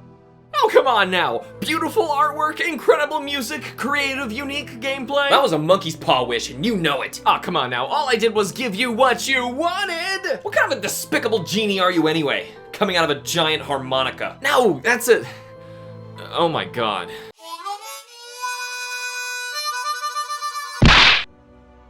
Now, just try to keep your composure for a minute to talk about everything cool about the gameplay in Ori. I know you can. It is pretty good, all things considered. I just personally had a pretty bad time with it. Ori and the Blind Forest is a mid to small size Metroidvania where you'll be exploring and fighting your way around the map, collecting pickups and gaining new abilities to unlock more of the map. You don't conventionally attack, but instead have this little glowy spirit ball thing that follows you around and shoots other little glowy spirit ball things at enemies near your vicinity. So you just kind of helplessly run into danger, mash a button, and then dodge the danger you just jumped into. Aside from just making Ori feel frustratingly weak, this can get really annoying as this attack automatically chooses what to target when you fire, frequently choosing far away threats before the nearby ones against its better judgment, getting you hurt for no reason. Defeating enemies nets you experience to spend on bonus upgrades not necessary for completion, but sure do freaking help as you start out pretty darn frail and can't jump for crap, but end up nimble and overpowered over time with enough health and soul orbs and crazy platforming skills acquired to outright subvert a tremendous amount of the level design. The difficulty curve is pretty laughable as this game only gets easier over time, outside of the timed escape sequences that'll kill you instantly if you don't perform the exact convoluted series of platforming segments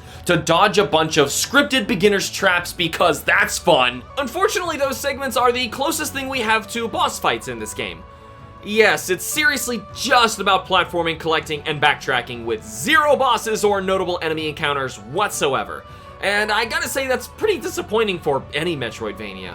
So you'd hope that the level design and traversal would feel great to compensate, but this department might honestly be the worst offender in the entire game. Here we go. Platforming in Ori sucks.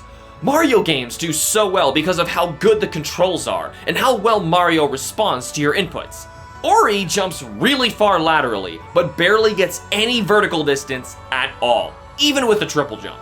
This, aside from having long, fluid animations, inadvertently gives way to slippery, unwieldy controls and will cause most of your deaths. And trust me, you will die a lot in this game. There are a discouraging amount of platforms you'd think you could reach, but Ori just couldn't be bothered to put in any effort into jumping high enough.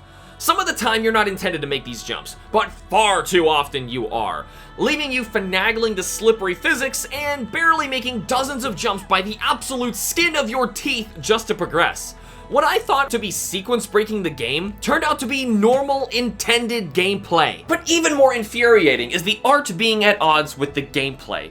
We mentioned Ori's wonky delayed controls, but when you can't tell if hazards and platforms are in the foreground, background, or right in your freaking way, that's just bad design. Rayman is another artsy yet challenging platformer series, and yet I never even once had this problem of properly perceiving what is and what is not interactable in any of those games, so it certainly can be done. I know these problems don't sound like they're a big deal, but when they happen constantly and result in you accidentally dying, it does nothing but piss you off more and more each time it happens, and it happens a lot. Fortunately, you can save almost anywhere by spending Spirit Orb charges that you can get from these blue refill crystal things.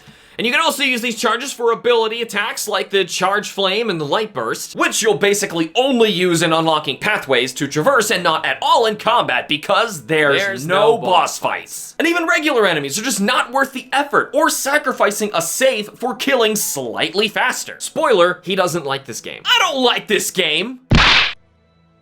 But it sure is pretty. Bummer the foreground background problem is so prevalent that it completely soils the already average level design. Each area is so beautiful and full of color. Even the animations are smooth and gorgeous. But when your animations and art style take this much priority, sure, the game will look amazing to watch, but the gameplay itself begins to suffer the more the art takes the wheel, with lengthy animations and confusing hit and hurt boxes, alongside the occasional losing your character on screen due to some horrible teleporting puzzles or having Ori stupidly grabbing hold of a spiky wall, hiding his sprite, and killing him. We talked about the gameplay already, just say that the game looks pretty. Fine! It looks great. Except that map is pretty confusing. That's probably as good as it's gonna get. The game's opening is surprisingly cinematic and well done, albeit agonizingly slow. It feels like watching something out of Studio Ghibli, which is certainly a good thing. After a cute scene where Ori and Naru, and overweight No-Face from Spirited Away, are bonding over building a bridge and sharing fruit, the entire forest dries up and Ori finds Naru dead. Nice and morbid, but you can't make me believe this lumpy chungus actually starved to death. I mean, come on. So next, a big glowy tree calls a party or something for all of Ori kind, which pisses off a giant owl who was probably just trying to sleep. So it steals their talking glowy disco ball thing, which in turn elementally throws the entire forest out of whack. I'm not trying to be funny here, that's legit what happens. Ori finds Sign, the talking ball thing from earlier, who tells Ori to find the 3 other glowy ball things to fix stuff, before returning Sign to the big tree as the party must go on. And that's pretty much all you get before the ending. Most Metroidvanias have simple and subtle storytelling, so it's fine, I guess. Until you reach that totally unfine ending. Hold up. For those of you who actually care, we'd better provide a spoiler skip, even though this story, honestly, doesn't even deserve that. But I still think discussing it is pretty important so players can properly curb their expectations. So you're collecting the 3 elemental spirit balls or whatever, and returning Sign to the giant tree, right? Well, all you get upon finding one of these glowy balls, which, let me remind you, aren't even guarded by bosses or anything, is an escape sequence running through an annoying beginner's trap heavy segment and nothing else. all 3 times. Now, before he takes this where I know he will, just remember how this game clearly set up the find 3 things and do the 4th thing trope, kind of like how most Zelda games do it. So when even those most basic of expectations are not met, especially when they're established by the game itself, I might add, it is disappointing at the very least. Yeah, so after finding the 3rd glowy ball thing and fulfilling the obligatory escape routine, the game just ends. And not with a to be continued kind of thing, it just ends.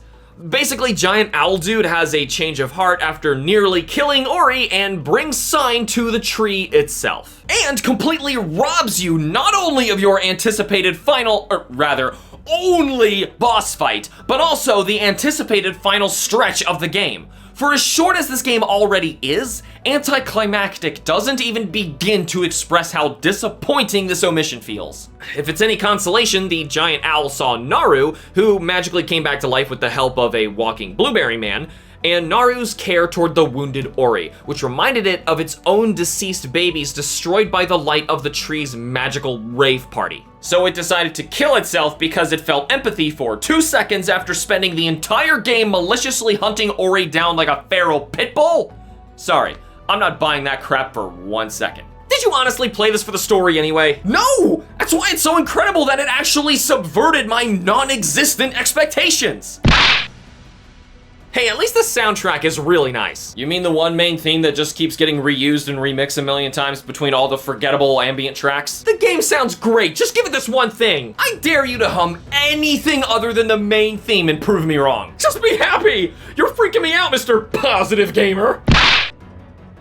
Have you already played and enjoyed Castlevania Symphony of the Night, Hollow Knight, Blasphemous, Axiom Verge, Bloodstained, The Messenger, Delit and Wonder Labyrinth, Salt and Sanctuary, Shadow Complex, Shantae, Vigil, The Longest Night, Inmost, Mo Astray, Ender Lilies, and every single Metroid game but just need more? Then you might as well settle for less and try Ori. I swear this is not a bad game. If you play video games just for the bright, colorful lights and pretty sounds, then Ori and the Blind Forest was made specifically for your lack of taste. Savage! Is it though? I lost count of all the times you blatantly cursed the developers in your Let's Play series because of bad game design. The animation's beautiful, but the controls are really sucky. You can't really do precise platforming and things like that when your character is this unresponsive. That's a progression thing. That shouldn't be in here. You shouldn't actually give the player upgrades that will allow them to traverse into new locales just through level up. Ever. Yeah, that's not good game design. We're apparently trapped again. Yeah, this is not possible at the moment. Oh, I don't know why I got it, but I got it. Now, if this was supposed to happen, that is straight up bad game design. You guys actually think I'm going the right way. So that was required? Oh my God. Who the heck play tested that? And now we're, get off the wall! Game, you controls, they suck some days. And today is that day. It's really not the fact that the character isn't jumping that high, it's the fact that the developers made it required for you to try and get up really high when your gameplay character that they designed for you just can't do it. Or can't do it without a lot of frustrating platform jumps. Now you go in there. Where am I? Where the heck am I on screen? Oh God. Oh God, that part is trash. It is utter trash. They all kind of look the same to me. Where's the zoom? That's not helpful at all.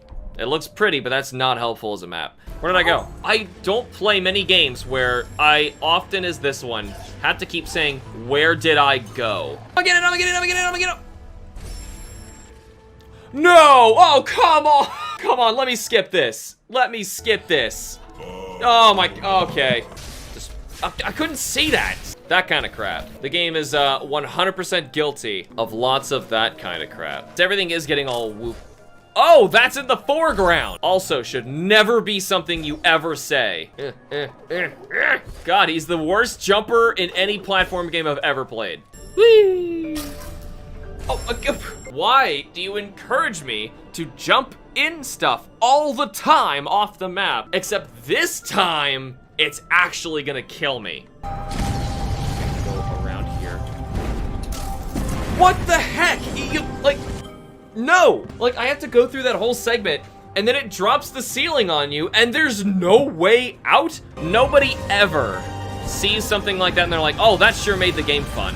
I want to hug the developers and then just punch them in the face. That is a trap. That's a beginner's trap. Once again, no one ever, and it was at the end. Are you kidding me? No one ever is gonna tell you that that's good and fun game design.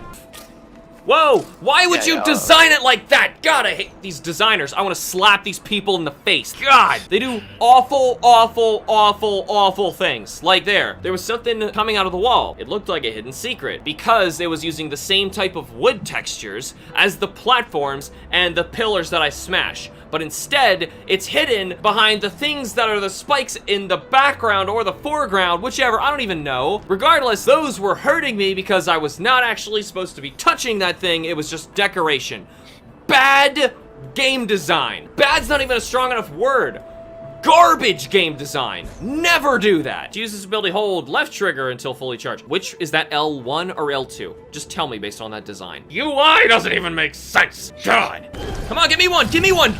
Oh my God. I want to find one of these developers and punch them in the jaw, leaving my escape purely to RNG. I hate you. RNG killed me before. Stupid. That's it? Oh, I got robbed of a boss fight. That sucks. That's still bad game design. This is bad game design. Which you can watch in my complete livestream series, shameless plug? Shameless indeed. The positive gamer in me personally finds Ori and the Blind Forest to range from an average to a dismal experience, giving it a 4 out of 10.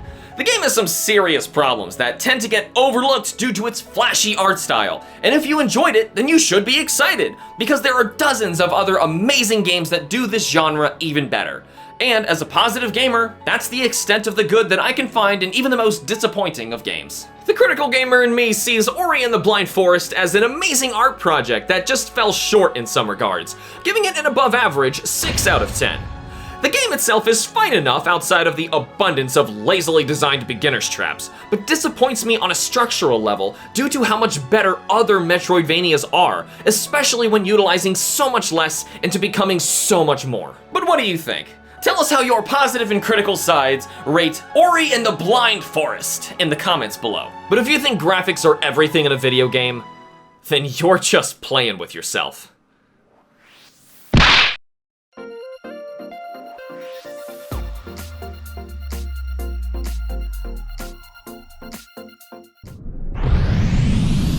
This is Hamster of Team Star Fox requesting post-Cornerian launch roll call. This is Bomb. All readings appear to be nominal and to suggest that we're in space!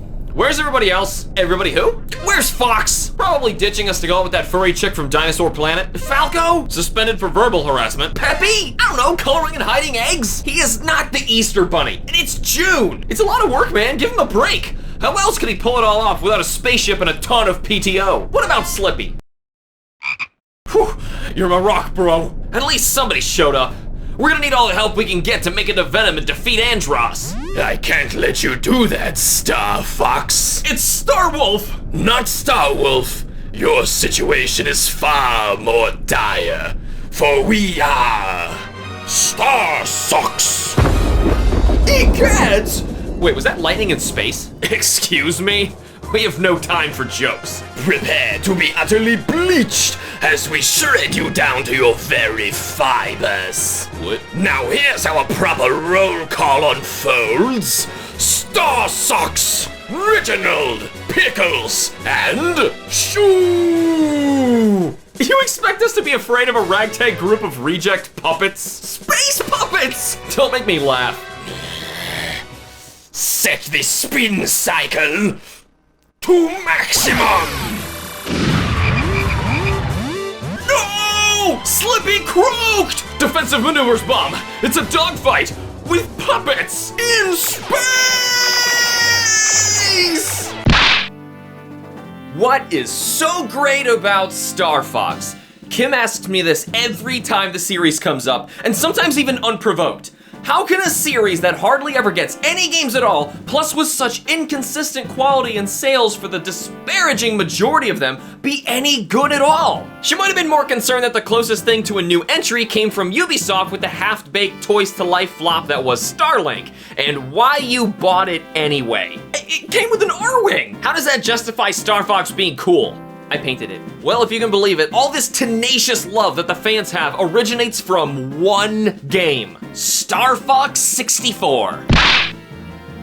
Technically a remake of the SNES Star Fox, Star Fox 64 follows in its predecessor's footsteps by pushing the hardware limits of its system to the max in order to create an ambitious 3D arcade space shooter. You pilot a third-person fighter spaceship called an R-Wing, shooting your way through 7 different levels with branching paths, on-rails action, and all-range dogfighting combat, cool power-ups, and epic boss encounters in an addictive, replayable arcade fashion. Probably the most unique part of the gameplay is in discovering the secrets required to travel on new paths with totally different levels, unique stories, characters, enemies, and bosses. Some levels are ground-based and have you manning the roving tank, the Landmaster. And in a hard-to-reach single level, you can even pilot the underwater Blue Marine. I didn't even know this was real until 2 decades after the game was released. Talk about schoolyard rumors becoming real. There's actually a total of 15 levels to experience on your journey, spread out across the divergent map.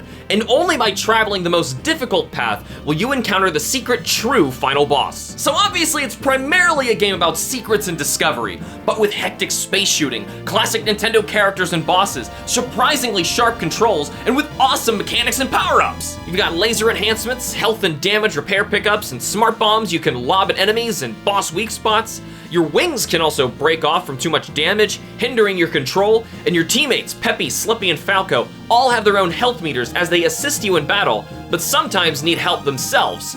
Though they do recover a small bit of HP after a successful mission, you'll need to keep an eye out on protecting them or else they'll have to sit out the next mission entirely to recover. I'm gonna need some time to recover from the fact that we still don't have a proper sequel to this game. That depends on your interpretation of the word sequel. Star Fox is awesome because of its gameplay. If it doesn't have everything we just described, it's not a real Star Fox game to me. What about the remake to this remake, Star Fox Zero? Releasing that on the Wii U is the same as releasing it on a tombstone. I gotta say, this is one of the best looking N64 games I've ever played. The fast action and colorful world just feels so alive. Plus the included Rumble Pack surely added to the immersion. It really feels like you're stepping on the set of a fun Saturday morning cartoon show like Teenage Mutant Ninja Turtles. Because of the animal people? No! Plus I always saw them as lively puppets like they ended up becoming in more recent marketing to reflect Shigeru Miyamoto's initial vision. And let's be clear, his vision was not furries. The Lilat system is under attack by Andross, the mad scientist commanding legions of baddies. General Pepper of Corneria deploys Star Fox to challenge Andross's forces one step at a time, planet hopping their way to his base of operations on Venom to defeat him head on. And no, that was not a pun. So an evil decapitated monkey head is trying to take over the galaxy for the sake of being evil, causing a Terrier military commander to hire some woodland critters to pilot spaceships and blow stuff up. On their way, they'll encounter all sorts of characters and crazy situations, like defending cities and bases, flying through asteroid fields, or totally not recreating Independence Day. There's also that time where the team flies dangerously close to a molten ball of hellfire for absolutely no reason other than obligatory lava level. Or that Landmaster level about finding and saving Slippy that can be undertaken even if he wasn't shot down to the planet below to begin with. Continuity. They also encounter Star Wolf, a rogue band of intergalactic mercenaries hired by Andross to sabotage Star Fox's progress or eliminate them altogether. Their leader is a wolf named Wolf, joined by an ex-Star Fox member Pig named Pigma, a lizard named Leon, and a monkey named Andrew. Come on, it's like Andross, Andrew. No, he's a monkey! Speaking of Andross, defeating him by normal means reveals that he was a fake cybernetic imposter. That is, unless you travel down the more challenging route when approaching Venom, revealing the true Andross, where after his normal defeat, you battle his floating brain and eyeballs, completely obliterating him. Until he gets shoehorned into Dinosaur Planet. What I love about the story is the campy and fun characters and the way they all interact together, making for a genuinely wild experience. It's the same feeling you get from watching your favorite childhood movies or cartoons, like Star Wars.